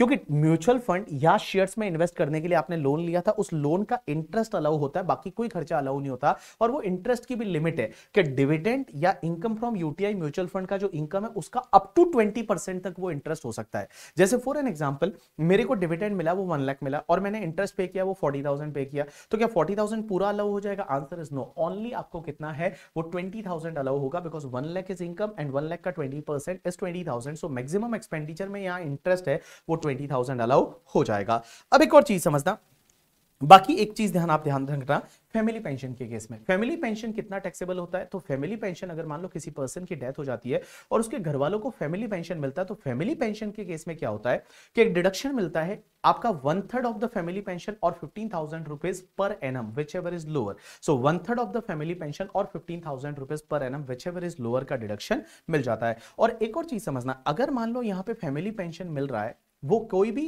पर्सन की, अगर मान लो जैसे फॉर एन एग्जांपल अपने जो सेना में जो मिलिट्री में जो काम करते हैं करके, ठीक है, सैनिक, जिसकी वजह से आज अपन यहां पे आराम से पढ़ रहे हैं बिकॉज वो लोग अपने को सुरक्षित फील कराते हैं। तो वो अगर आर्म फोर्सेस के कोई भी एम्प्लॉय है या पैरामिलिट्री फोर्सेस के कोई एम्प्लॉय है और उनकी अगर मान लो वो शहीद हो जाते हैं अपनी ड्यूटी परफॉर्म करते हुए और उनके घर वालों को कोई फैमिली पेंशन मिलता है, तो वो पूरा एग्जेम्प्ट हो जाएगा, उस पर कोई भी टैक्स नहीं लगेगा। एज वेल एज एक और चीज समझना कि अगर कोई भी पर्सन है जो गवर्नमेंट का एम्प्लॉय था और उसको अगर परमवीर चक्र मिला था या फिर वीर चक्र मिला था या फिर महावीर चक्र मिला था, तो मैंने क्या बोला, परमवीर चक्र, महावीर चक्र और वीर चक्र मिला था और उसके घर वालों को कोई फैमिली पेंशन मिलती है, दैट इज टोटली एग्जेम्प्ट, उस पर कोई भी टैक्स नहीं लगेगा। एक और चीज समझना, अगर आपकी कोई भी प्रॉपर्टी है वो कंपलसरी एक्वायर्ड हो जाती है और कंपलसरी एक्विजिशन के बाद में लेट कंपनसेशन मिलता है, उस पर इंटरेस्ट मिलता है, तो वो interest is taxable under income from other sources in the year in which it is received, and यहां पे 50% का एक स्टैंडर्ड डिडक्शन मिल जाता है। मींस जितना आपको इंटरेस्ट मिलेगा सीधा फ्लैट 50% का आपको स्टैंडर्ड डिडक्शन मिल जाएगा। उसके बाद में एनी अदर एक्सपेंडिचर, कोई भी अगर अदर सोर्सेज की एक्सपेंडिचर है अदर इनकम के सामने, अगर आपके रीजनेबल एक्सपेंडिचर है वो अलाउ हो जाएंगे। बट कुछ एक्सपेंडिचर अदर सोर्सेज में अलाउ नहीं होते, जैसे आपका कोई पर्सनल एक्सपेंडिचर है वो अलाउ नहीं होगा। इंडिया के बाहर अगर आपने किसी को इंटरेस्ट पे किया या फिर इंडिया के बाहर कोई सैलरी पे किया और आपने उसका टीडीएस नहीं काटा या फिर काटा बट गवर्नमेंट को जमा नहीं कराया, तो वो खर्चा अलाउ नहीं होगा। या फिर इंडिया में रेजिडेंट पर्सन को अगर आपने कुछ भी पेमेंट किया, टीडीएस नहीं काटा, तो 30% खर्चा डिसअलाउड हो जाएगा। 10,000 से ज्यादा का आपने कैश में पेमेंट किया तो वो आपका डिसअलाउड हो जाता है। ऐसा अपन पीजीबीपी में भी पढ़ेंगे करके, ठीक है। चलिए उसके बाद में यहाँ पे 3 केस लॉज दे रखे हैं। पहला वाला केस लॉ तो यू कैन स्किप, मोबाइल या भिकू भाई बाला भाई वाला स्किप कर सकते हो। दूसरा एक केस लॉ है मंजू एंड कंपनी का 2011 केरला हाई कोर्ट का। ये केस लॉ में ये हुआ कि अगर मान लो ये जो बंदा था ये लॉटरी एजेंट था और लॉटरी एजेंट के पास में कोई अनसोल्ड टिकट पड़ा था और अनसोल्ड टिकट पे लॉटरी लग गई, तो लॉटरी का विनिंग का इनकम है, you know that is taxable at the rate 30%। We already discuss in the first topic. 115 BB करके सेक्शन होती है, उसमें 30% से टैक्सेबल होता है। बट ये बोलता है कि since it was held as stock in trade और उसी लॉटरी टिकट पे मुझे लॉटरी लगा है, तो it should be taxable as per slab rate because business income is taxable as per slab rate. तो क्या है स्लैब रेट से टैक्सेबल होगा? Answer is no, it is going to be taxable at the rate 30%। 30% की rate से taxable हो जाएगा। So even आप इसको पीजीबीपी में ले जाइए, उससे कोई फर्क नहीं पड़ता, but it will be taxable at the rate 30% because there is a special tax rate under section 115 BB and this section says that winning income is going to be taxable at the rate 30%। अब एक और चीज समझना, एक very important case law doctor Ranjan Pai का है और मुझे ये लगता है ये एग्जाम में आपको मिल सकता है। किसी शेयर होल्डर को कोई कंपनी बोनस शेयर देती है तो क्या वहां पे 56(2)(10) माना जाएगा? क्या ये गिफ्ट माना जाएगा और आपके लिए 56(2)(10) में टैक्सेबल हो जाएगा? Answer is no. यहां पे कर्नाटका हाईकोर्ट का कहना यह है कि जब भी बोनस शेयर मिलते हैं तो आपके ओरिजिनल शेयर की वैल्यू मार्केट में कम हो जाएगी। अगर 1:1 इक्वल शेयर मिले तो नियरली क्या होगा कि आपके जो शेयर की वैल्यू है वो आपकी आधी रह जाएगी। तो यहां पे कोई ऐसा बेनिफिट नहीं मिल रहा है, यहां पे कोई ऐसा बेनिफिट नहीं मिल रहा है, यहां पे कोई ऐसा टैक्स अवॉइडेंस नहीं हो रहा, तो इस केस में 56(2)(10) नहीं लगेगा। इसको आप एक बार रीड करेंगे तो आपको समझ में आ जाएगा। अगले टॉपिक पे जाते हैं, that is the amalgamation and demerger. Amalgamation किसको बोलते हैं? या तो एक कंपनी है वो दूसरी कंपनी में जाके मर्ज हो जाती है, दैट इज कॉल्ड अमलगमेशन, या फिर दो कंपनी आपस में मिलकर और कोई तीसरी कंपनी बनाते हैं, दैट इज कॉल्ड अमलगमेशन। लेकिन अमलगमेशन को अमलगमेशन बोलने के लिए दो कंडीशन सेटिस्फाइड होनी चाहिए। पहली condition, all asset and liabilities है वो अमलगमेटिंग कंपनी की, वो अमलगमेटेड कंपनी को ट्रांसफर होनी चाहिए। एंड दूसरी कंडीशन ये है कि अमलगमेटिंग कंपनी के जितने भी शेयर होल्डर थे उसमें से at least 75% share holder value wise share holder, 75% value wise share holder है वो नई कंपनी के शेयर होल्डर बनने चाहिए। तो अगर ये दोनों कंडीशन सेटिस्फाइड हो गई तो उस पर्टिकुलर केस में वो अमलगमेशन माना जाएगा। अब एक बात समझना, अमलगमेशन के केस में क्या होगा, शेयर होल्डर के हाथ में क्या होगा। तो मैं अगर शेयर होल्डर की बात करूं तो शेयर होल्डर को क्या होगा, अमलगमेटिंग कंपनी के बदले उसको अमलगमेटेड कंपनी के शेयर मिलेंगे। मींस पुरानी कंपनी के बदले नई कंपनी के शेयर मिलेंगे। तो जब वो पुरानी कंपनी के शेयर के बदले नई कंपनी के शेयर मिलेंगे, वो ट्रांसफर नहीं माना जाता, उस टाइम पे कोई भी कैपिटल गेन नहीं लगता। लेकिन जब भी फ्यूचर में आप नई कंपनी के शेयर बेचोगे, अमलगमेटेड कंपनी के शेयर बेचोगे, तो टैक्स लगेगा। Answer is yes. कॉस्ट किसका लेंगे? पुरानी कंपनी के शेयर का। पीरियड ऑफ होल्डिंग कहां से लेंगे? पुरानी कंपनी के शेयर से। और अगर इंडेक्सेशन होता है तो कहां से लेंगे? पुरानी कंपनी के शेयर जब खरीदे थे वहां से उसका इंडेक्सेशन मिलेगा। अब क्वेश्चन ये आता है, अमलगमेटिंग कंपनी के हाथ में क्या होगा? तो जो पुरानी कंपनी होती है वो जब भी असेट ट्रांसफर करती है, ये ट्रांसफर नहीं माना जाता, कैपिटल गेन नहीं लगता। और नई कंपनी के लिए उसका कॉस्ट ऑफ एक्विजिशन क्या होगा? Cost to previous owner, period of holding previous owner से, और इंडेक्सेशन भी प्रीवियस ओनर से। अब एक और चीज समझना, जब भी अमलगमेशन होता है तो जो भी पीजीबीपी के लॉसेज है और अनअब्सॉर्ब्ड डेप्रिसिएशन, पीजीबीपी के losses but other than speculative business के लॉसेस, स्पेक्युलेटिव बिजनेस को छोड़ दो, बाकी कोई भी बिजनेस के लॉसेस है एंड अनअब्सॉर्ब्ड डेप्रिसिएशन है, वो as it is new company को मिल जाता है और न्यू कंपनी उसको फ्रेश 8 इयर्स तक कैरी फॉरवर्ड कर सकती है। ऐसा आप सेट ऑफ कैरी फॉरवर्ड में पढ़ेंगे। उसके बाद एक कॉन्सेप्ट आता है डीमर्जर। डीमर्जर क्या होता है कि अगर कोई कंपनी है उसका कोई सेगमेंट टूट के और एक नई कंपनी बदल जाती है, दैट इज कॉल्ड डीमर्जर।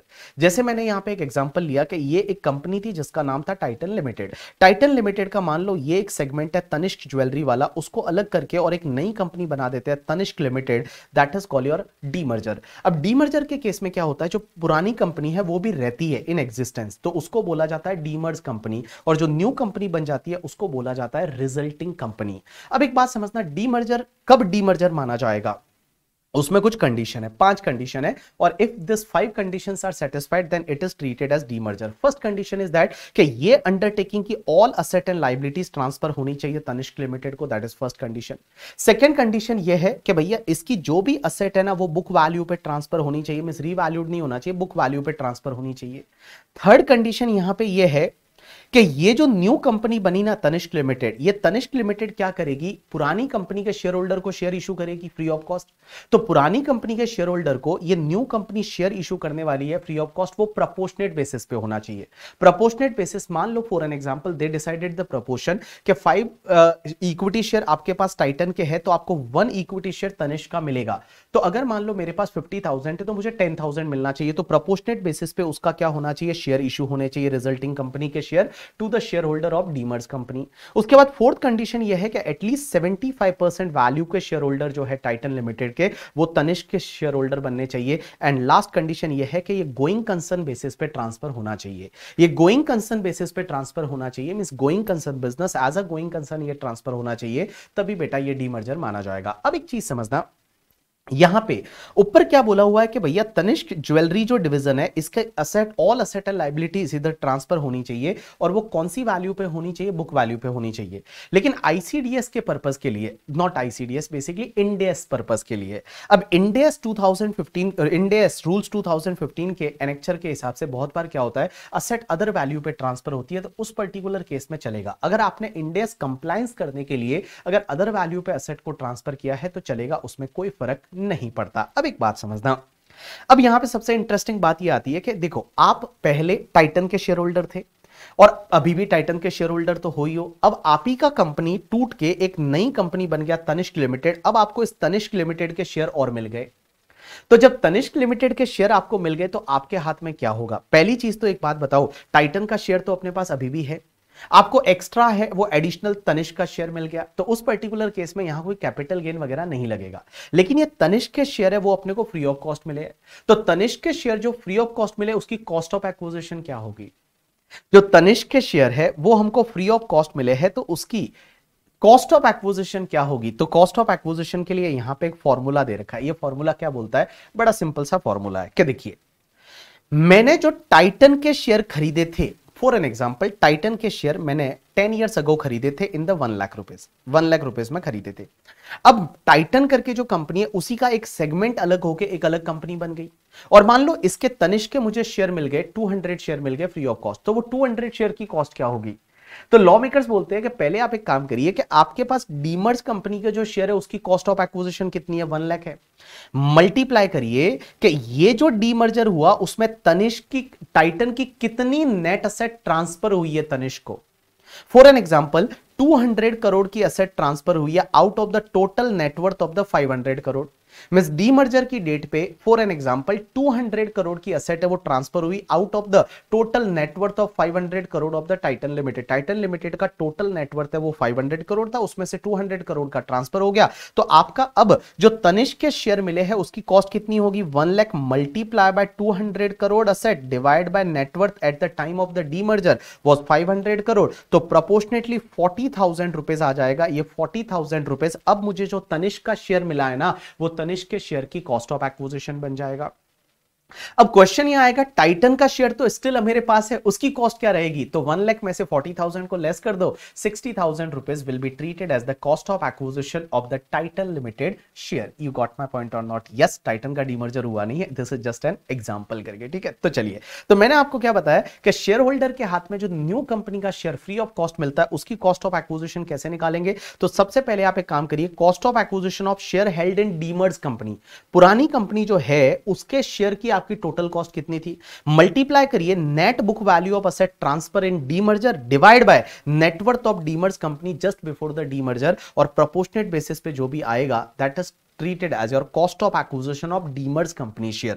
अब ये sorry, cost of acquisition of resulting company share। अब आप बोलोगे cost of acquisition of demerged company के शेयर की कॉस्ट कितनी होगी? तो आप एक काम करिए, टोटल डीमर्ज कंपनी के शेयर की कॉस्ट आपके थी कितनी, उसमें से रिजल्टिंग कंपनी के शेयर की कॉस्ट कितनी आ गई, तो जो बैलेंस बचेगा वो तुम्हारे डीमर्ज कंपनी के शेयर की कॉस्ट बन जाएगा। You got my point or not? Yes. अब यहां पे पीरियड ऑफ होल्डिंग कहां से लेंगे? तो देखो, अगर तनिष्क का शेयर मुझे मिला अभी है, लेकिन तो भी उसका मैं पीरियड ऑफ होल्डिंग कहां से लूंगा पता है? जब मैंने पुरानी टाइटन का शेयर खरीदा तो टाइटन का शेयर खरीदा था, वहां से मेरा पीरियड ऑफ होल्डिंग आएगा। जो तनिष्क लिमिटेड का शेयर है उसका भी। You got my point or not? Yes. और इसका एक क्वेश्चन मैंने दे रखा है कंपाइलर में, अगर आप देखेंगे तो कंपाइलर का क्वेश्चन नंबर 1 है, बहुत ही प्यारा क्वेश्चन है, उसको आप करेंगे तो आपको इजीली समझ में आ जाएगा। और इंडिया में मैं बता दूं, डीमर्जर भी टैक्स फ्री है, तो जब भी डीमर्ज कंपनी रिजल्टिंग कंपनी को असेट ट्रांसफर करती है उस पर कोई भी टैक्स नहीं लगता। और रिजल्टिंग कंपनी के लिए कॉस्ट क्या होता है? Cost to previous owner, period of holding previous owner से, और अगर इंडेक्सेशन होता है वो भी प्रीवियस ओनर से। You got my point or not? Yes. Now we are going to start with the one very interesting part, और मुझे लगता है इससे एग्जाम में इस बार क्वेश्चन आ सकता है क्योंकि यहां पे अमेंडमेंट है। एक सेक्शन हुआ करती है 94 subsection 8 that is related to the bonus stripping transaction. अब एक बात समझना, ये बोनस स्ट्रिपिंग ट्रांजैक्शन, ये सेक्शन क्या बोलती है? ये सेक्शन ये बोलती है कि अगर आप कोई भी किसी भी कंपनी का या तो कोई भी यूनिट खरीदते हो, जैसे म्यूचुअल फंड यूटीआई की यूनिट्स खरीदते हो, बिजनेस ट्रस्ट की यूनिट खरीदते हो, या फिर किसी भी कोई भी सिक्योरिटी खरीदते हो, सिक्योरिटी में जैसे शेयर्स वगैरह खरीदते हो, और वो शेयर्स वगैरह कब खरीद रहे हो, बोनस मिलने के एग्जैक्टली 3 महीने के पहले के अंदर अंदर। मींस ये बोनस का रिकॉर्ड डेट है। बोनस का एक रिकॉर्ड डेट होता है, जब भी कोई कंपनी है या म्यूचुअल फंड है वो बोनस देते हैं तो बोनस का एक रिकॉर्ड डेट होता है। तो ये मान लो बोनस का एक रिकॉर्ड डेट है, तो इस रिकॉर्ड डेट के एग्जैक्टली 3 मंथ के पहले के अंदर अंदर आप क्या करते हो, सिक्योरिटी या यूनिट एक्वायर करते हो, और यहां पे रिकॉर्ड डेट पे आपको बोनस यूनिट मिल जाती है या बोनस सिक्योरिटी, बोनस शेयर मिल जाते हैं। और आप क्या करते हो पता है, इस रिकॉर्ड डेट से नेक्स्ट 9 मंथ के अंदर अंदर, नेक्स्ट 9 मंथ के अंदर अंदर आप क्या करते हो कि जो ओरिजिनल शेयर या यूनिट्स था ना उसको सेल कर देते हो, और बोनस शेयर्स या बोनस सिक्योरिटी है उसको हेल्ड करते हो, मींस उसको अपने पास में रखते हो। अब एक बात बताओ, जैसे ही बोनस मिल जाता है उसके बाद क्या होता है, मार्केट में प्राइस कम हो जाएगी, तो ओरिजिनल को बेचने से आपको लॉस होगा। लॉ मेकर्स बोलते हैं वो लॉस को हम आपको अलाउ नहीं करेंगे, सेट ऑफ कैरी फॉरवर्ड करने नहीं देंगे, बट वो लॉस को हम क्या बना देंगे, जितनी आपकी बोनस शेयर्स या यूनिट लेफ्ट आउट है ना उसकी हम कॉस्ट ऑफ एक्विजिशन बना देंगे। So this is very simple concept. यहां पे बेटा 4 चीजें हैं जो आपको ध्यान देनी पड़ेगी। क्या क्या 4 चीजें, all people pay attention. Law makers बोलते हैं, जैसे पहली चीज तो यह है कि ये कॉन्सेप्ट पहले सिर्फ यूनिट पे लगता था, but by finance act 2022 Nirmala Sitharaman ji made the amendment and now this concept is applicable for the securities also. इसका मतलब बोनस शेयर भी इसमें कवर हो जाएगा। अब आप मेरी तरफ देखो, इधर देखो, देखो बड़ा सिंपल है कि मान लो बोनस का ये रिकॉर्ड डेट है, ये जो है ये रिकॉर्ड डेट है बोनस का। रिकॉर्ड डेट जिस बोनस का मतलब इस दिन आपको, या तो इस दिन जो होल्डर रहता है उसको बोनस शेयर या बोनस यूनिट मिलने वाला है, ये बोनस का रिकॉर्ड डेट है। इस रिकॉर्ड डेट के एग्जैक्टली पीछे के 3 महीने के पहले के अंदर अंदर, 3 मंथ के पहले के अंदर अंदर आप क्या करते हो, ओरिजिनल शेयर्स या ओरिजिनल यूनिट्स एक्वायर करते हो, और यहां पे आपको बोनस मिल जाता है। और जैसे ही बोनस मिला, रिकॉर्ड डेट से 9 मंथ के अंदर अंदर आप क्या करते हो, ओरिजिनल वाला शेयर या यूनिट्स बेच देते हो, ओरिजिनल वाला शेयर्स या यूनिट बेच देते हो, एंड बोनस शेयर्स या बोनस यूनिट हेल्ड करते हो, हेल्ड करते हो, हेल्ड करते हो। तो उस पर्टिकुलर केस में ओरिजिनल को बेचने पे अगर कोई लॉस होता है तो वो लॉस को हम सेट ऑफ करने नहीं देंगे, कैरी फॉरवर्ड करने नहीं देंगे, और वो लॉस को हम क्या बना देंगे, आपके बोनस यूनिट या बोनस शेयर जो है उसकी कॉस्ट ऑफ एक्विजिशन बना देंगे, जो कि लेफ्ट ओवर है, मतलब जितना बचा है उसकी उस कॉस्ट बना देंगे। तो देखो मैंने क्या बोला, ये आपकी रिकॉर्ड डेट है। रिकॉर्ड डेट से एग्जैक्टली 3 मंथ के अंदर अंदर आप क्या करते हो, ओरिजिनल शेयर या यूनिट एक्वायर करते हो। रिकॉर्ड डेट पे आपको बोनस यूनिट मिलती है, और रिकॉर्ड डेट के बाद के 9 मंथ के अंदर अंदर अगर आप ओरिजिनल शेयर्स या यूनिट बेच देते हो और आप बोनस शेयर्स या यूनिट हेल्ड करते हो, तो उस पर्टिकुलर केस में ओरिजिनल को बेचने पे जितना भी लॉस होगा वो तुम्हारे बोनस की क्या बन जाएगी, कॉस्ट ऑफ एक्विजिशन है वो बन जाएगी। मैंने इसके लिए सफिशिएंट एग्जांपल्स दे रखे हैं, अगर आप ये एग्जांपल 4 सॉल्व कर दोगे तो आपका काम बन जाएगा आराम से। उसके बाद एक कॉन्सेप्ट आता है bond washing transaction.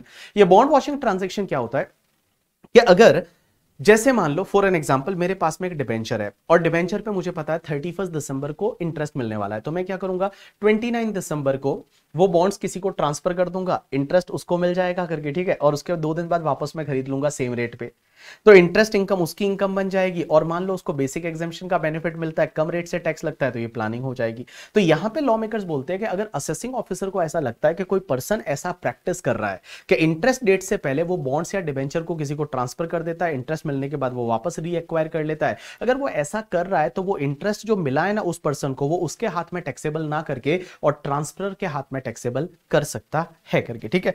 On the same line, there is one more section 94(7) that is the interest stripping transaction. अब ये वाली सेक्शन आप स्किप भी कर लोगे तो भी चलेगा, बट ये है क्या, ये सेक्शन ये बोलती है कि मान लो आप क्या करते हो कि अगर मान लो आपको ये इंटरेस्ट मिलने वाला है, यहां पे इंटरेस्ट मिलने वाला है, उससे 3 मंथ के पहले के अंदर अंदर, उसके 3 मंथ के पहले के अंदर अंदर आप कोई सिक्योरिटी या यूनिट एक्वायर करते हो, यहां पे आपको इंटरेस्ट मिल जाता है, और वो इंटरेस्ट अगर टैक्स फ्री है, एग्जेम्प्ट है, इंटरेस्ट क्या है, एग्जेम्प्ट है, और इस इंटरेस्ट जब मिला, इंटरेस्ट की जो रिकॉर्ड डेट है उसके 3 मंथ के अंदर अंदर आप सिक्योरिटी सेल कर देते हो, या 9 मंथ के अंदर अंदर आप यूनिट सेल कर देते हो, और अगर वो सिक्योरिटी या यूनिट को सेल करने पे लॉस होता है तो वो लॉस इग्नोर करना पड़ेगा टू द एक्सटेंट जितना इंटरेस्ट एग्जेम्प्ट हुआ था, जितना इंटरेस्ट एग्जेम्प्ट हुआ था उस हद तक वो आपका क्या करना पड़ेगा, लॉस इग्नोर करना पड़ेगा। मींस उसको आप set of and carry forward नहीं कर सकते है करके, ठीक है। चलिए ये कॉन्सेप्ट आप याद रख लो तो चलेगा, नहीं रखोगे तो भी चलेगा। उसके बाद एक कॉन्सेप्ट आता है, एक टॉपिक आता है, that is the taxation of dividend and deemed dividend. सबसे पहले दो तरह की कंपनी होती है, one is the Indian company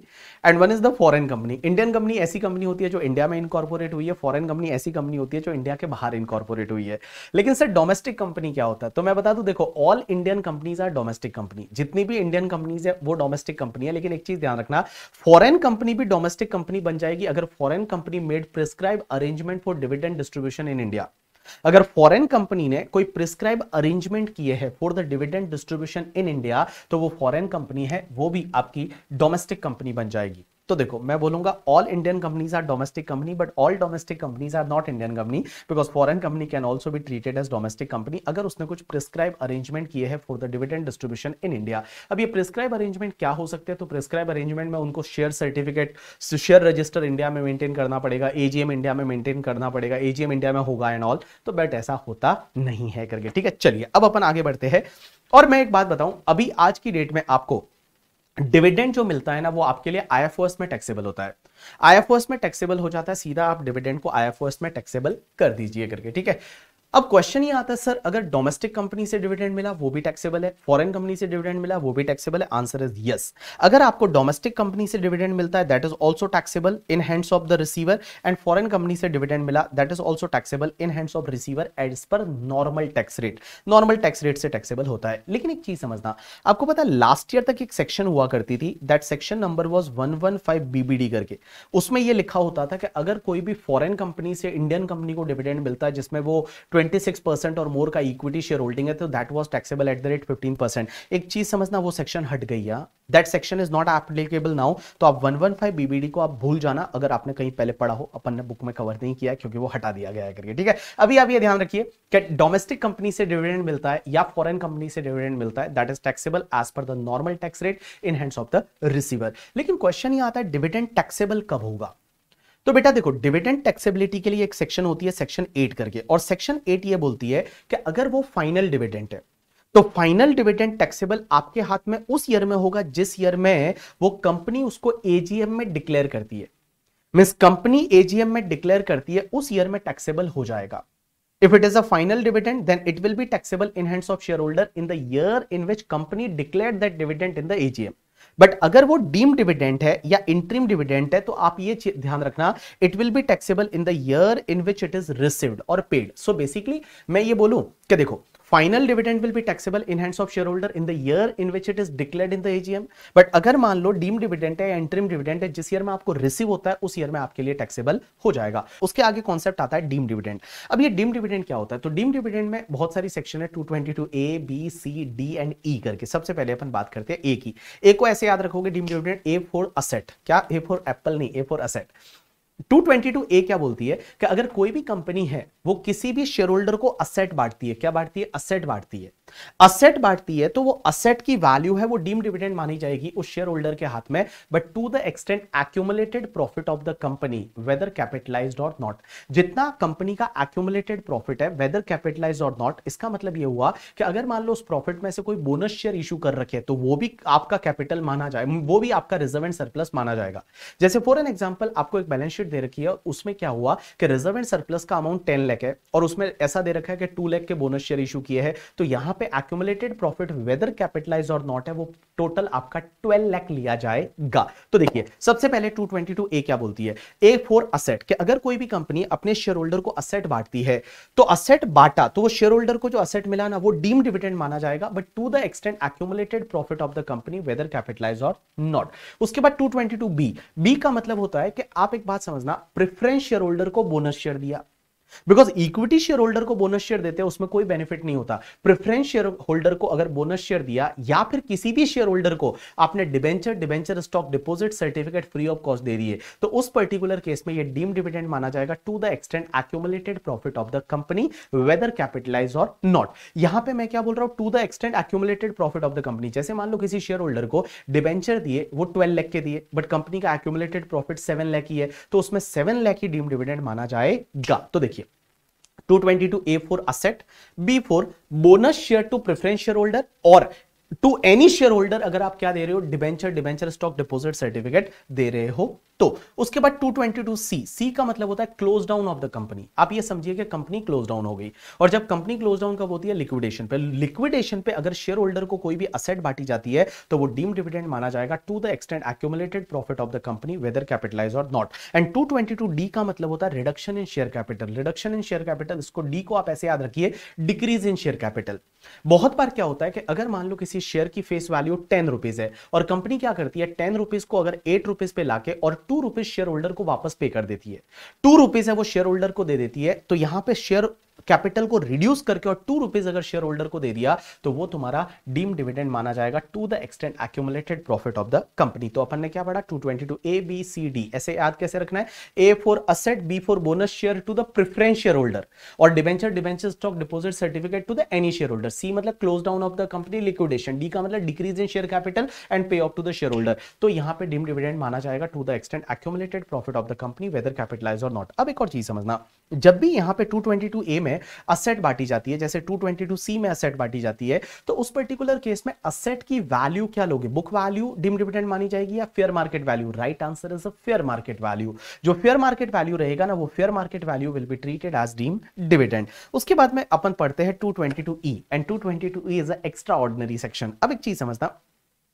222 ABCD और E में कुछ डिफरेंसेस है। पहले वो डिफरेंसेस की मैं बात कर लूं, तो डिफरेंसेस की अगर मैं बात करूं तो पहला डिफरेंस तो ये है कि देखिए 222 ABCD में हर जगह क्या लिखा हुआ है कि it will be treated as deem dividend to the extent accumulated profit of the company, और वहां ब्रैकेट में लिखा हुआ है कैपिटलाइज्ड और नॉट। मींस अगर कोई भी कैपिटलाइज प्रॉफिट कर लिया है वो प्रॉफिट को भी कंसिडर करना पड़ेगा, लेकिन 222E में सिर्फ एक्यूमुलेटेड प्रॉफिट लिखा हुआ है, यहां पे वर्ड कैपिटलाइज्ड और नॉट नहीं लिखा हुआ। दूसरी चीज, 222 ABCD जो है ना, that is applicable to all companies, but 222E is applicable only to the closely held company. Closely held company का मतलब होता है यहां पे अनलिस्टेड कंपनी करके, ठीक है। चलिए अब अपन पढ़ते हैं 222E को। 222E क्या बोलती है, आपका ध्यान इधर होना चाहिए। 222E ये बोलती है कि अगर कोई भी क्लोजली हेल्ड कंपनी है और वो क्या करती है, अपने किसी शेयर होल्डर को कोई लोन और एडवांस दे देती है, क्लोजली हेल्ड कंपनी अपने किसी शेयर होल्डर को लोन और एडवांस दे देती है और उस शेयर होल्डर के पास 10% और मोर का वोटिंग पावर है, मींस इक्विटी शेयर होल्डिंग है, तो गाइस वो लोन और एडवांस है ना, that will be treated as deem dividend in hands of the share holder. वो लोन और एडवांसेस है वो डीम डिविडेंड माना जाएगा इस शेयर होल्डर के हाथ में, but to the extent accumulated profit of the company. तो मैंने क्या बोला, देखो अगर कोई भी कंपनी है क्लोजली हेल्ड कंपनी और वो क्लोजली हेल्ड कंपनी अपने किसी शेयर होल्डर को लोन और एडवांस देती है जिसके पास 10% और मोर का वोटिंग पावर है, तो उस पर्टिकुलर केस में वो लोन और एडवांस है वो डीम डिविडेंड माना जाएगा उस शेयर होल्डर के हाथ में to the extent accumulated profit of the company. अब एक और चीज समझना, अगर लोन और एडवांस उस शेयर होल्डर को नहीं दिया जाता, लेकिन लोन और एडवांस किसी कंसर्न को दिया जाता है, कंसर्न का मतलब होता है company, partnership firm, AOP, BOI, उसको दिया जाता है और उसमें उस शेयर होल्डर का सब्सटेंशियल इंटरेस्ट है। सब्सटेंशियल इंटरेस्ट का मतलब होता है, सब्सटेंशियल इंटरेस्ट मींस 20% और मोर का इक्विटी शेयर होल्डिंग और 20% और मोर का PSR, that is called substantial interest. तो अगर इस शेयर होल्डर का सब्सटेंशियल इंटरेस्ट है इस पर्टिकुलर कंसर्न में और उस कंसर्न को लोन और एडवांसेस दिया, तो उस कंसर्न के हाथ में डीम डिविडेंड माना जाएगा। अब एक और चीज समझना, अगर मान लो ये लोन और एडवांसेस किसी थर्ड पार्टी को दिया जाता है, लेकिन इस शेयर होल्डर के बिहाफ पे दिया जाता है या बेनिफिट के लिए दिया जाता है, तो ये डीम डिविडेंड माना जाएगा इस शेयर होल्डर के हाथ में to the extent accumulated profit of the company whether capitalise और नॉट। यहां पे यूज नहीं हुआ है वेदर कैपिटलाइज और नॉट वर्ड, यहां पे यूज नहीं हुआ है। 222E में सिर्फ एक्यूमुलेटेड प्रॉफिट वर्ड यूज हुआ है। अब एक चीज समझना, यहां पे मैंने क्या दे रखा है कि अगर आपने किसी कंसर्न को लोन दिया तो वो कंसर्न के हाथ में डीम डिविडेंड माना जाएगा, लेकिन यहां पे कॉन्ट्राडिक्टरी व्यू और आता है और कॉन्ट्राडिक्टरी व्यू बोलता है कि यहां तीनों ही केस में अगर शेयर होल्डर को लोन दिया, कंसर्न को दिया या एनी पर्सन को दिया, यहां पे डीम डिविडेंड शेयर होल्डर के हाथ में ही माना जाएगा, ऐसा एक कॉन्ट्राडिक्टरी व्यू और आता है। अब एक और चीज समझना, सर क्वेश्चन यहां पे ये आता है कि ये 10% और मोर का वोटिंग पावर कब होना चाहिए, on the date of the loan. मतलब जिस दिन लोन दिया जा रहा है इस शेयर होल्डर को या कंसर्न को या किसी और पर्सन को, उस दिन इस पर्सन के पास 10% और मोर का वोटिंग पावर वाला इक्विटी शेयर होल्डिंग होना चाहिए, तो ही यहां डीम डिविडेंड माना जाएगा, अदरवाइज यहां पे डीम डिविडेंड नहीं माना जाएगा। अब एक और चीज समझना, सर अगर कोई कंपनी है, उसने क्लोजली हेल्ड कंपनी ने शेयर होल्डर को लोन दिया और शेयर होल्डर ने क्या किया, दूसरे दिन रीपे कर दिया वापस, तो भी क्या डीम्ड डिविडेंड माना जाएगा? आंसर इज यस, तो भी डीम्ड डिविडेंड माना जाएगा। या फिर मान लो शेयर होल्डर जो है वो सफिशिएंट इंटरेस्ट रेट पे कर रहा है, इंटरेस्ट पे कर रहा है, तो भी क्या डीम्ड डिविडेंड माना जाएगा? आंसर इज यस, तो भी डीम्ड डिविडेंड माना जाएगा। तो कुल मिला के मैं बता दूं, यहां पे डिमिंग फिक्शन है, एक बार अगर लोन दे दिया तो it will be treated as deemed dividend to the extent accumulated profit of the company. अब एक और चीज समझना, यहां पे लॉ मेकर्स ये बोलते हैं कि भैया यहां पे आपने लोन और एडवांस दिया तो डीम्ड डिविडेंड माना जाएगा, यहां तो एडवांस भी कवर है।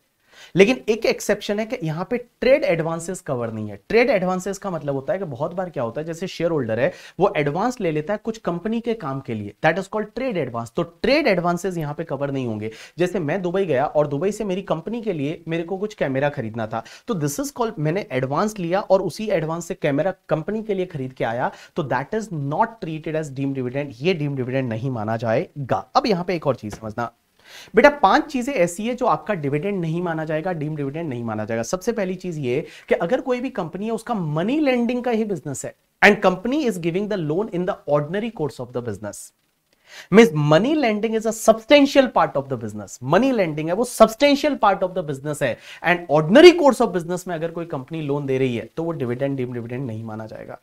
दूसरी चीज, अगर मान लो कंपनी ने लोन दिया, पहले वो डीम डिविडेंड मान लिया गया 222E में, और उसके बाद में कंपनी क्या करती है, एक्चुअल डिविडेंड देती है और एक्चुअल डिविडेंड को उस लोन के सामने सेट ऑफ कर देती है।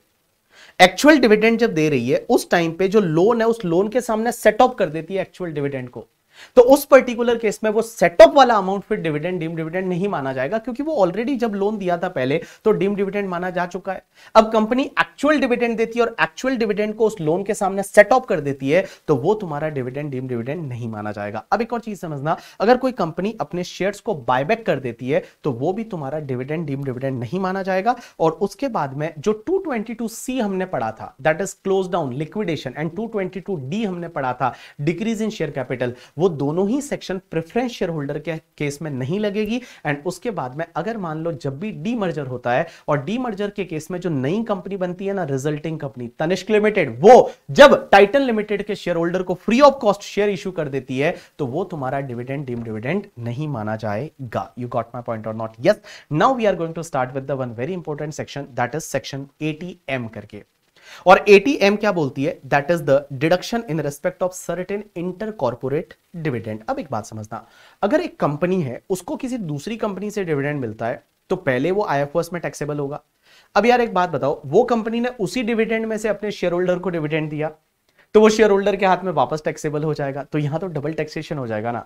तो इसके लिए लॉ मेकर्स क्या बोलते हैं, 80M करके एक डिडक्शन की सेक्शन है। ये डिडक्शन अंडर चैप्टर 6 से है, लेकिन इसको पढ़ते हम यहां पे है। ये सेक्शन बहुत ही सिंपल सी सेक्शन है। ये सेक्शन ये बोलती है कि अगर कोई भी डोमेस्टिक कंपनी, पहली चीज, this section is applicable only to the domestic company. ये सेक्शन सिर्फ डोमेस्टिक कंपनी के लिए एप्लीकेबल है। ये सेक्शन ये बोलती है कि अगर डोमेस्टिक कंपनी को कोई भी दूसरी डोमेस्टिक कंपनी से डिविडेंड मिलता है, या किसी फॉरेन कंपनी से डिविडेंड मिलता है, या किसी बिजनेस ट्रस्ट से डिविडेंड मिलता है, तो देखो कहां से, एक डोमेस्टिक कंपनी है उसको किसी दूसरी डोमेस्टिक कंपनी से डिविडेंड मिलता है, फॉरेन कंपनी से डिविडेंड मिलता है, या फिर किसी बिजनेस ट्रस्ट से डिविडेंड मिलता है, और वो जो डिविडेंड है पहले आईएफओएस में टैक्सेबल कर दो। और आईएफओएस में एक ही चीज का डिडक्शन मिल सकता है, किसका, इंटरेस्ट का, and that should be up to 20% of the dividend. तो आप आईएफओएस में टैक्सेबल कर दो। उसके बाद में वो आईएफओएस में टैक्सेबल हो गया, वो ग्रॉस टोटल इनकम का पार्ट बन जाएगा।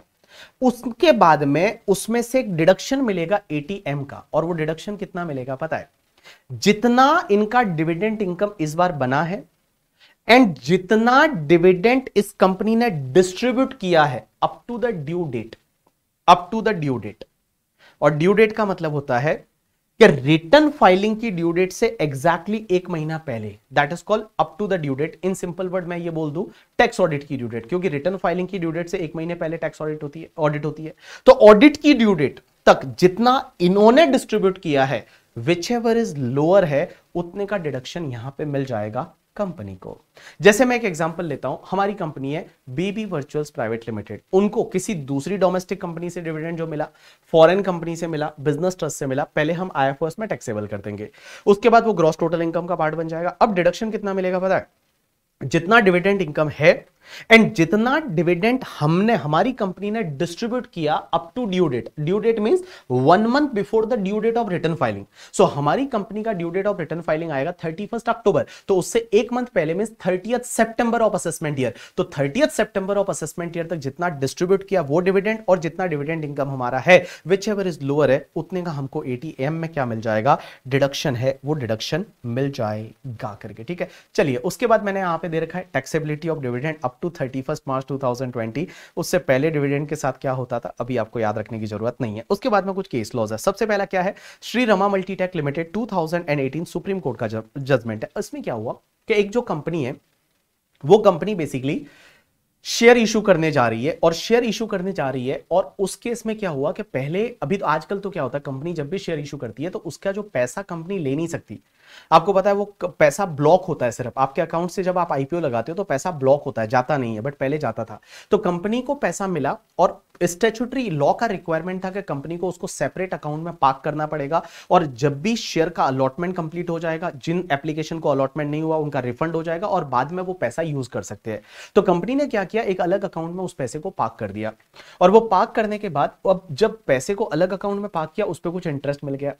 अब कंपनी ने क्या किया, उस इंटरेस्ट को जो भी शेयर इशू एक्सपेंडिचर थे उसके सामने एडजस्ट कर लिया, शेयर इशू एक्सपेंडिचर के सामने एडजस्ट कर लिया।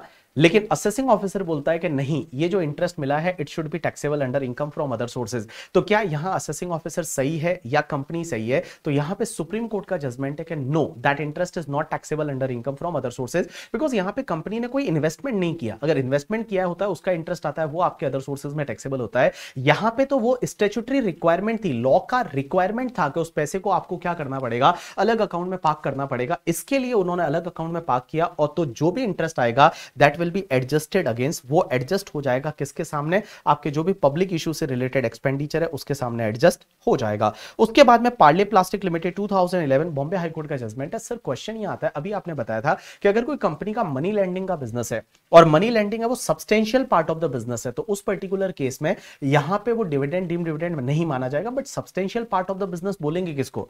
तो यहां पे इन्होंने बोला कि that is the question of fact, वो आपको चेक करना पड़ेगा, फैक्ट टू फैक्ट देखना पड़ेगा करके। ठीक है, हो सकता है जैसे मान लो मैं हमारे 2-3 बिजनेस है और उसमें एक मनी लेंडिंग का बिजनेस है, बट मनी लेंडिंग का बिजनेस सब्सटेंशियल पार्ट है या नहीं, तो दैट डिपेंड करेगा, वो प्रॉफिट पे डिपेंड कर सकता है, टर्नओवर पे डिपेंड कर सकता है, मैन पावर पे डिपेंड कर सकता है, कैपिटल एम्प्लॉयड पे डिपेंड कर सकता है, और इन सब बेसिस पे डिपेंड करेगा। आप ऐसा फ्लैट नहीं बोल सकते कि ये substantial part of the business है या नहीं मनी लेंडिंग। उसके बाद एक वीर विक्रम वेद का केस लॉ है, और ये केस लॉ ये बोलता है, इसमें हुआ क्या कि एक कंपनी ने क्या किया कि अपना जो डायरेक्टर है वो डायरेक्टर का प्रीमाइसेस भाड़े पे लिया, और उसका रिपेयरिंग कराया। तो डायरेक्टर का प्रीमाइसेस, डायरेक्टर शेयर होल्डर था, उसका प्रीमाइसेस भाड़े पे लिया और उसका रिपेयरिंग कराया। तो क्वेश्चन ये आता है, क्या ये 222E में टैक्सेबल हो जाएगा? क्या ये डीम डिविडेंड माना जाएगा कि इसमें बेनिफिट दे दिया शेयर होल्डर को और लोन और एडवांसेस दे दिया? आंसर इज नो, ये डीम डिविडेंड नहीं माना जाएगा करके। ठीक है, उसके बाद एक और केस लॉ है प्रदीप कुमार मल्होत्रा, ये भी सेम ऐसा ही केस लॉ। इसमें क्या हुआ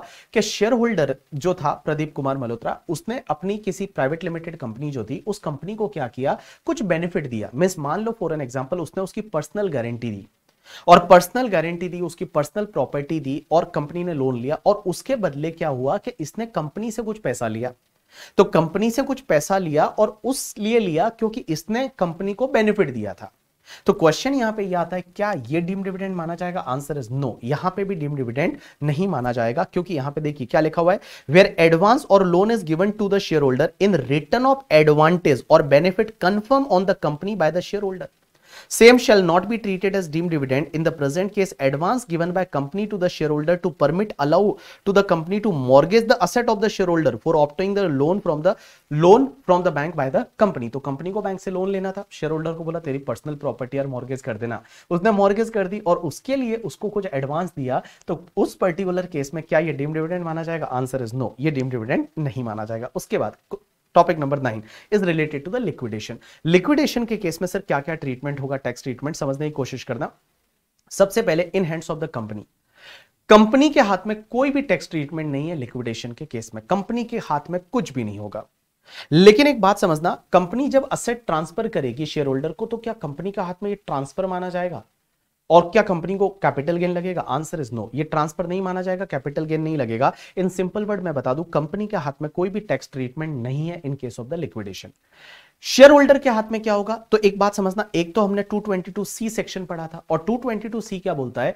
सी का मतलब होता है close down of the company, means company का क्लोज डाउन हो जाता है, लिक्विडेशन हो जाता है। और लिक्विडेशन के टाइम पे अगर कोई भी कंपनी है वो शेयर होल्डर को असेट बांटती है तो it will be treated as deemed dividend to the extent accumulated profit of the company. तो पहले तो डीम्ड डिविडेंड माना जाएगा in hands of the share holder to the extent accumulated profit of the company whether capitalised और not. And उसके बाद में यहां पे कैपिटल गेन भी लगेगा। अगर शेयर होल्डर को कोई असेट मिलती है तो कैपिटल गेन भी लगेगा। लेकिन कैपिटल गेन कैलकुलेट कैसे करेंगे? कैपिटल गेन किस पे लग रहा है? क्योंकि उसका शेयर जा रहा है ना, शेयर होल्डर का शेयर की वैल्यू है वो रेलिंक्विश हो गई, वो एक्सटिंग्विश हो गई, शेयर की आज कोई वैल्यू ही नहीं है करके, ठीक है। और लिक्विडेशन में शेयर होल्डर को असेट मिलती है, तो जिस ईयर में असेट मिलती है, जिस ईयर में उसको पैसा मिलता है, उस ईयर में शेयर होल्डर के हाथ में कैपिटल गेन लगेगा। अब ये कैपिटल गेन कैलकुलेट कैसे करेंगे? तो सबसे पहले फुल वैल्यू ऑफ कंसीडरेशन कैसे निकालेंगे? सबसे पहले शेयर होल्डर को जो मनी मिला है वो आप ले लीजिए। दूसरा, शेयर होल्डर को जो असेट मिली है उसकी आप फेयर मार्केट वैल्यू लीजिए on the date of distribution. जो असेट मिली है उसकी फेयर मार्केट वैल्यू लीजिए।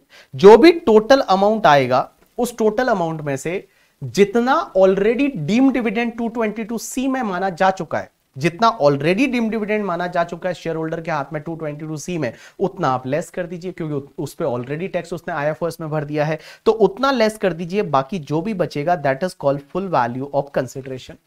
माइनस कर दीजिए जो शेयर होल्डर ने शेयर खरीदा था, तो शेयर की cost of acquisition, index cost of acquisition क्या है वो आप माइनस कर दीजिए। जो भी बचेगा दैट इज शॉर्ट टर्म या long term capital gain, that depends on period of holding of shares. अब एक चीज समझना, यहां पे ये कैपिटल गेन उस ईयर में लगेगा जिस ईयर में शेयर होल्डर को असेट मिलती है। जिस ईयर में शेयर होल्डर को असेट मिलती है, शेयर होल्डर को पैसा मिलता है, उस ईयर में ये कैपिटल गेन लगेगा। लेकिन एक बात समझना, यहां पे शेयर का पीरियड ऑफ होल्डिंग आप कहां से कहां तक लोगे पता है? जब शेयर खरीदा था तब से लेकर और कंपनी लिक्विडेशन में गई उस डेट तक का ही पीरियड ऑफ होल्डिंग लोगे। Company went into the liquidation, जिस दिन company went into the liquidation on that date only, उस दिन तक का ही आपको पीरियड ऑफ होल्डिंग लेना है। अगर मान लो जैसे अनलिस्टेड कंपनी वगैरह है और इंडेक्सेशन करते हैं, तो इंडेक्सेशन आपको उस ईयर तक करना है जिस ईयर में कंपनी लिक्विडेशन में गई करके, ठीक है। अब एक और चीज समझना, जो असेट मिलती है शेयर होल्डर को लिक्विडेशन में, अगर फ्यूचर में वो असेट को बेचने जाता है शेयर होल्डर, तो उसकी कॉस्ट ऑफ एक्विजिशन क्या लेंगे? तो मैं बताऊं, जो यहां फेयर मार्केट वैल्यू आपने फुल वैल्यू ऑफ कंसिडरेशन में लिया था, वही फेयर मार्केट वैल्यू फिर उसकी क्या बन जाएगी? कॉस्ट ऑफ एक्विजिशन बन जाएगी। You got my point or not? Yes. Compiler से सीधा क्वेश्चन नंबर 2 देख लीजिए, वो रघु वाला क्वेश्चन है, वो अगर आप देखोगे तो आपका ये टॉपिक फटाफट हो जाएगा। Next topic is related to buyback of the shares. अब एक बात समझना, बायबैक के केस में क्या होगा? तो दो चीज है। सबसे पहली चीज ये कि अगर डोमेस्टिक कंपनी अपने शेयर को बायबैक करती है तो क्या होगा, और अगर कोई फॉरेन कंपनी है वो शेयर को बायबैक करती है तो क्या होगा। तो सबसे पहले अपन बात करते हैं फॉरेन कंपनी के केस में, means other than domestic company, other than the shares of domestic company को छोड़ दो तो बच गया फॉरेन कंपनी। तो फॉरेन कंपनी अगर अपने शेयर को बायबैक करती है तो कंपनी के हाथ में कोई भी टैक्स ट्रीटमेंट नहीं है, लेकिन शेयर होल्डर के हाथ में कैपिटल गेन लगेगा। कैपिटल गेन कैसे लगेगा? Full value of consideration, buyback price आ जाएगा आपका करके, ठीक है, और माइनस कॉस्ट ऑफ एक्विजिशन जो शेयर का था वो लेस कर दीजिए, जो बचेगा वो कैपिटल गेन बच जाएगा। लेकिन बेटा एग्जाम में ये नहीं आने वाला, एग्जाम में आने वाला है कि अगर मान लो कोई भी डोमेस्टिक कंपनी अपने शेयर को बायबैक करती है तो क्या होगा। डोमेस्टिक कंपनी, वेदर वो शेयर आपका लिस्टेड शेयर है या अनलिस्टेड शेयर है उससे कोई फर्क नहीं पड़ता, बट अगर डोमेस्टिक कंपनी है, वो डोमेस्टिक कंपनी अपने शेयर को बायबैक करती है तो क्या होगा। तो डोमेस्टिक कंपनी अपने शेयर को बायबैक करती है तो उस पर्टिकुलर केस में लॉ मेकर्स ये बोलते हैं कि जो भी बायबैक प्राइस होगा माइनस इशू प्राइस, इसका जो डिफरेंस है उस डिफरेंस पे इस डोमेस्टिक कंपनी को 23.296% की रेट से टैक्स पे करना पड़ेगा गवर्नमेंट को। अगर डोमेस्टिक कंपनी अपने शेयर को बायबैक करती है तो जो भी buyback price minus issue price, जो डिफरेंस रहेगा, on that difference company will pay the tax at the rate 20% plus 12% surcharge always, 4% health and education cess always, means effectively 23.296% की रेट से उस डोमेस्टिक कंपनी को टैक्स पे करना पड़ेगा within 14 days from the date of the buyback. Buyback जिस दिन हुआ उससे 14 डेज के अंदर अंदर ये टैक्स पे करना पड़ेगा। अब शेयर होल्डर के हाथ में क्या कैपिटल गेन लगेगा? नहीं, शेयर होल्डर के हाथ में एग्जेम्प्ट हो जाएगा, शेयर होल्डर के हाथ में कोई भी टैक्स नहीं लगेगा ड्यू टू सेक्शन 1034A। अब एक और चीज समझना, सर अगर मान लो 14 डेज में टैक्स पे नहीं किया कंपनी ने तो क्या होगा, 15th डे से कंपनी को 1% पर मंथ और पार्ट ऑफ द मंथ की रेट से इंटरेस्ट पे करना पड़ेगा और कंपनी जो है वो असेसी इन डिफॉल्ट मानी जाएगी, उस पे पेनल्टी भी लग सकती है। लेकिन सर आप बोल रहे हैं कि कंपनी को buyback price minus issue price, इस डिफरेंस पे टैक्स पे करना पड़ेगा। बायबैक प्राइस समझ में आता है, what about the issue price? Sir issue price तो अलग अलग केस में अलग अलग हो सकता है। Answer is yes. तो इशू प्राइस से रिलेटेड यहां पे एक रूल दे रखा है, रूल नंबर 40BB करके, और 40BB रूल में बहुत सारे सब रूल है, उसमें एक एक चीज है वो अपन समझते हैं, बड़ा सिंपल सिंपल है। तो देखिए सबसे पहले अगर कोई कंपनी है उसने शेयर इशू किया था और लोगों ने सब्सक्राइब किया था, तो उस पर्टिकुलर केस में इशू प्राइस कितना लिया जाएगा? जितना कंपनी को पैसा मिला था including the amount of the premium. जैसे फॉर एन एग्जांपल एक शेयर है, उसका फेस वैल्यू जो था, that face value was 10 rupees and उसको इशू किया था 70 रुपीज पे, इशू प्राइस 70 था बिकॉज क्योंकि उसमें आपका प्रीमियम है वो 60 था, तो यहां पे इशू प्राइस कितना लिया जाएगा? 70 लिया जाएगा। कितना लिया जाएगा? 70 लिया जाएगा। अब एक और चीज समझना, लेकिन अगर मान लो कंपनी ने पहले शेयर होल्डर को कुछ ना कुछ पैसा रिटर्न कर लिया है, फॉर एन एग्जाम्पल अभी बायबैक से पहले भी अगर मान लो शेयर होल्डर को कुछ ना कुछ पैसा रिटर्न कर दिया है, तो जितना रिटर्न कर दिया है वो आप इशू प्राइस में से लेस कर दीजिए। जैसे फॉर एन एग्जाम्पल यहां पे 70 रुपीज है वो इशू प्राइस था, बट पहले already suppose 5 rupees share holder को रिटर्न कर दिया था, तो अभी इशू प्राइस कितना? 65 बचा, तो 65 will be treated as the issue price करके। ठीक है, चलिए उसके बाद में सब रूल नंबर 30 ये बोलता है कि अगर आपको कोई ईसॉप में शेयर मिलता है तो उसका इशू प्राइस क्या होगा? तो ईसॉप में शेयर मिलता है उसका इशू प्राइस होगा उसका fair market value of the share. Fair market value of the share से मींस कंपनी ने अगर ईसॉप निकाला है करे, तो ईसॉप जब दिया जाता है तो उस पर्टिकुलर केस में एंट्री क्या होती है? आपको पता रहेगा एंट्री होती है, एंट्री क्या होती है? बैंक अकाउंट डेबिट, जितना पैसा कंपनी को आता है, ईसॉप एक्सपेंडिचर अकाउंट डेबिट करके, ठीक है, और क्रेडिट क्या करते हो? Share capital and security premium है वो क्रेडिट हो जाता है। तो इस पर्टिकुलर केस में जो भी fair market value of share होता है और amount credited to share capital and premium whichever is lower है, वो इशू प्राइस माना जाएगा। बट मैं बता दूं यहां पे ये दोनों अमाउंट है वो 99.99% केसेस में सेम ही आने वाले हैं। तो आप ऐसे याद रख सकते हैं कि कंपनी के लिए आप कंपनी के पर्सपेक्टिव से समझ रहे हैं, क्योंकि कंपनी को टैक्स भरना है on the buyback price minus issue price पे। तो इशू प्राइस क्या होगी? Fair market value of share. तो ईसॉप के केस में fair market value of the share will be treated as issue price. अब एक और चीज समझना, अगर अमलगमेशन में अगर एक पुरानी कंपनी है वो नई कंपनी में मर्ज हो जाती है, अब नई कंपनी है वो शेयर इशू करती है पुरानी कंपनी के शेयर होल्डर को, तो सर इसमें इशू प्राइस कैसे निकालेंगे? तो बड़ा सिंपल है कि पुरानी कंपनी ने जब शेयर इशू किए थे तो पुरानी कंपनी को कितना पैसा मिला था, तो पुरानी कंपनी को जितना पैसा मिला था डिवाइड कर दीजिए नई कंपनी कितने नंबर ऑफ शेयर इशू कर रही है, डिवाइड कर दीजिए नई कंपनी कितने नंबर ऑफ शेयर इशू कर रही है, तो आपको पर शेयर का इशू प्राइस मिल जाएगा। अगर डीमर्जर हुआ तो जैसे डीमर्जर के केस में अपन एग्जांपल लेते हैं वो टाइटन एंड तनिष्क का, तो टाइटन ने फॉर एन एग्जांपल पहले शेयर इशू किए थे 1 लाख शेयर और उसका उनको 100 रुपीज के हिसाब से suppose for an example 1 crore मिला था। अब टाइटन का डीमर्जर हो गया, तनिष्क अलग कंपनी बन गई। अब तनिष्क लिमिटेड अपने शेयर होल्डर को शेयर इशू कर रही है, टाइटन के शेयर होल्डर को ही करेगी ना। तनिष्क लिमिटेड टाइटन के शेयर होल्डर को फ्री ऑफ शेयर इशू कर दिया, टाइटन के शेयर होल्डर को जो तनिष्क लिमिटेड ने शेयर इशू किया, तो तनिष्क लिमिटेड के जो शेयर है उसका इशू प्राइस क्या आएगा? मींस रिजल्टिंग कंपनी के शेयर का इशू प्राइस क्या आएगा? तो इसमें यहां उन्होंने एक फॉर्मूला दिया। फॉर्मूला क्या है? आप एक काम करिए कि पुरानी कंपनी जो है टाइटन ने जब शेयर इशू किया था तो कितना पैसा मिला था, इशू प्राइस क्या था, वो टोटल ले लीजिए, multiply by net asset transfer in demerger और divide by net worth just before the demerger कितना है, वो जो अमाउंट आएगा divide by number of share issued by the resulting company, ये आएगा आपके रिजल्टिंग कंपनी के शेयर का इशू प्राइस। तो क्वेश्चन अब बचा कि सर डीमर्ज कंपनी जो है उसके शेयर का इशू प्राइस अब क्या बचेगा? तो डीमर्ज कंपनी को ने जब पहले शेयर इशू किए थे तो उसको कितना पैसा मिला था, वो अमाउंट लीजिए, माइनस रिजल्टिंग कंपनी के शेयर का इशू प्राइस कितना आया वो लेस कर दीजिए, जो बचेगा वो तुम्हारे डीमर्ज कंपनी के शेयर का इशू प्राइस बच जाएगा। मैंने एग्जांपल के थ्रू बता रखा है, जब आप एग्जांपल देखेंगे तो आपको इजीली समझ में आ जाएगा। अब एक और चीज समझना, अगर मान लो बहुत बार शेयर इशू किया जाता है किसी असेट को, असेट के बदले, जैसे असेट आ रही है और शेयर इशू हो रही है, या लाइबिलिटी को सेटल करने के लिए शेयर इशू किया जाता है, तो उसका इशू प्राइस लेना है। आपको ध्यान रखना है एफएमवी ऑफ द असेट और liability. FMV of the asset और लाइबिलिटी, जो असेट आ रही है उसकी फेयर मार्केट वैल्यू कितनी है, या जो लाइबिलिटी आप सेटल कर रहे हो उसका फेयर मार्केट वैल्यू कितना है, वो फेयर मार्केट वैल्यू है, वो आपका इशू प्राइस माना जाएगा। अब एक और चीज समझना, एक और कॉन्सेप्ट ये आता है कि सर बहुत बार पहले डिबेंचर इशू किया था और डिबेंचर कन्वर्ट होकर उसके बदले शेयर अभी दे रहे हैं, या फिर आपने सुना होगा पहले बॉन्ड्स इशू हुआ था, बॉन्ड्स का कन्वर्जन होकर और अब शेयर दे रहे हैं, तो वो शेयर का इशू प्राइस कितना होगा? तो बड़ा सिंपल है कि आप एक काम करिए, सबसे पहले कि भैया वो जो पुराना वाला तुम्हारा डिबेंचर था या जो पुराना वाला बॉन्ड्स था, पुराना वाला जो इंस्ट्रूमेंट था, यू कैन से दैट करके, ये वाला, ये मैं 10वां पॉइंट अभी बता रहा हूं कि पुराना वाला डिबेंचर था, पुराना वाला जो बॉन्ड्स था उसको इशू किया था तो कितना पैसा मिला था कंपनी को, वो पैसा टोटल ले लीजिए और डिवाइड बाय कर दीजिए अब कितने शेयर इशू कर रहे हैं, तो वो एक शेयर का इशू प्राइस आ जाएगा।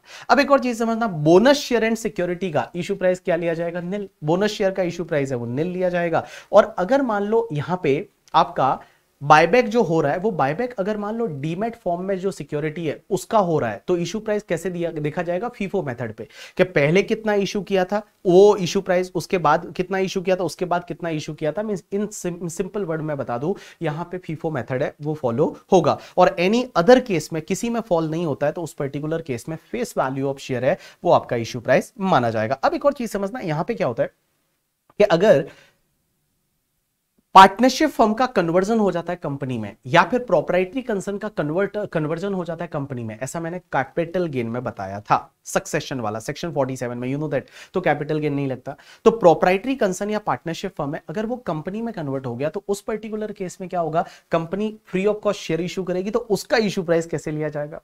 तो उसका इशू प्राइस लेने के लिए आपको क्या करना है? Asset minus liability divide by number of shares कितने इशू किए उस कंपनी ने, नंबर ऑफ शेयर्स कितने इशू किए उस कंपनी ने, तो वो उस शेयर का इशू प्राइस आ जाएगा। अब यहां पे असेट की वैल्यू क्या लेनी है, तो यहां पे दे रखा है, आप बुक वैल्यू ऑफ असेट ले लीजिए बैलेंस शीट में, जो प्रोप्राइटर या पार्टनरशिप फर्म का जो बैलेंस शीट था, जिस दिन कन्वर्जन हो रहा है उस दिन असेट्स की बुक वैल्यू ले लीजिए करके, ठीक है।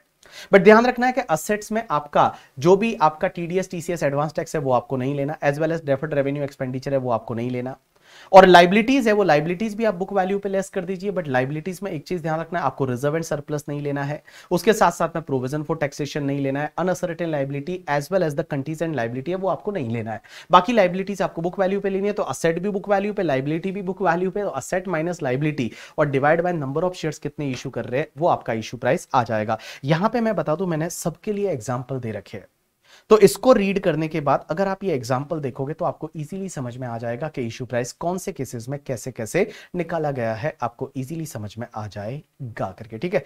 चलिए, तो आज के लिए इतना ही रखते हैं और अगले लेक्चर में हम चालू करेंगे जहां पे अपन वेरियस एंटिटी पे चलेंगे। तो टैक्सेशन ऑफ पॉलिटिकल पार्टीज है, उसके साथ साथ में आपका इलेक्टोरल ट्रस्ट है, उसके बाद में पार्टनरशिप फर्म है, उसके साथ में आपका टैक्सेशन ऑफ ट्रस्ट है, आई थिंक राइट, इसके बाद टैक्सेशन ऑफ ट्रस्ट आ जाएगा, यस। तो ये अगले वाले रिवीजन लेक्चर में हम ट्रस्ट टॉपिक है, एक्रिएटेड इनकम तक है, वो अपन अगले लेक्चर में कवर करेंगे करके, ठीक है। चलिए, तो आज के लिए इतना बहुत है।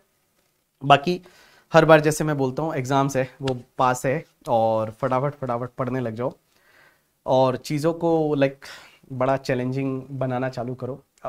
आप जो भी आपके, बिकॉज क्या होता है, हर किसी का माहौल एक जैसा नहीं होता। मेरे को कल परसों कोई बोल रहा था, किसी का फोन आया, सर पढ़ाई नहीं हो रही क्योंकि उधर थोड़ा कंस्ट्रक्शन का काम चल रहा है इसलिए बार बार ध्यान इधर चला जाता है। ऐसा नहीं करना है। बहुत सारी ऐसी ऑड सिचुएशंस रहेगी जहां पे आपको लगेगा, बहुत सारे लोग क्या होते हैं ना, फिर अपने को आपको कंफर्ट जोन में डाल देते हैं कि चलो क्या फर्क पड़ता है करके, नहीं पढ़ते हैं, लाइट नहीं है तो नहीं पढ़ेंगे आज करके। ऐसा नहीं होता है। आपके पास में बहुत सारे अदर साधन अवेलेबल है जिसको देख के और जिससे आप पढ़ सकते हो। तो आपके हाथ में आपको क्या करना है, बिकॉज क्या होता है ना, इंसान, जब मैं छोटा था तो क्या होता था कि अगर लाइट चली जाती थी तो थोड़ा अपने आप में खुशी होती थी, अरे पढ़ना नहीं पड़ रहा, लाइट गई है ना, क्या फर्क, बहाना है अपने पास में, कुछ ना कुछ अपने आप को कंफर्ट जोन में डालने के लिए कोई चीजें है, किसी ना किसी चीज को ब्लेम करने के लिए अपने पास है करके, ठीक है।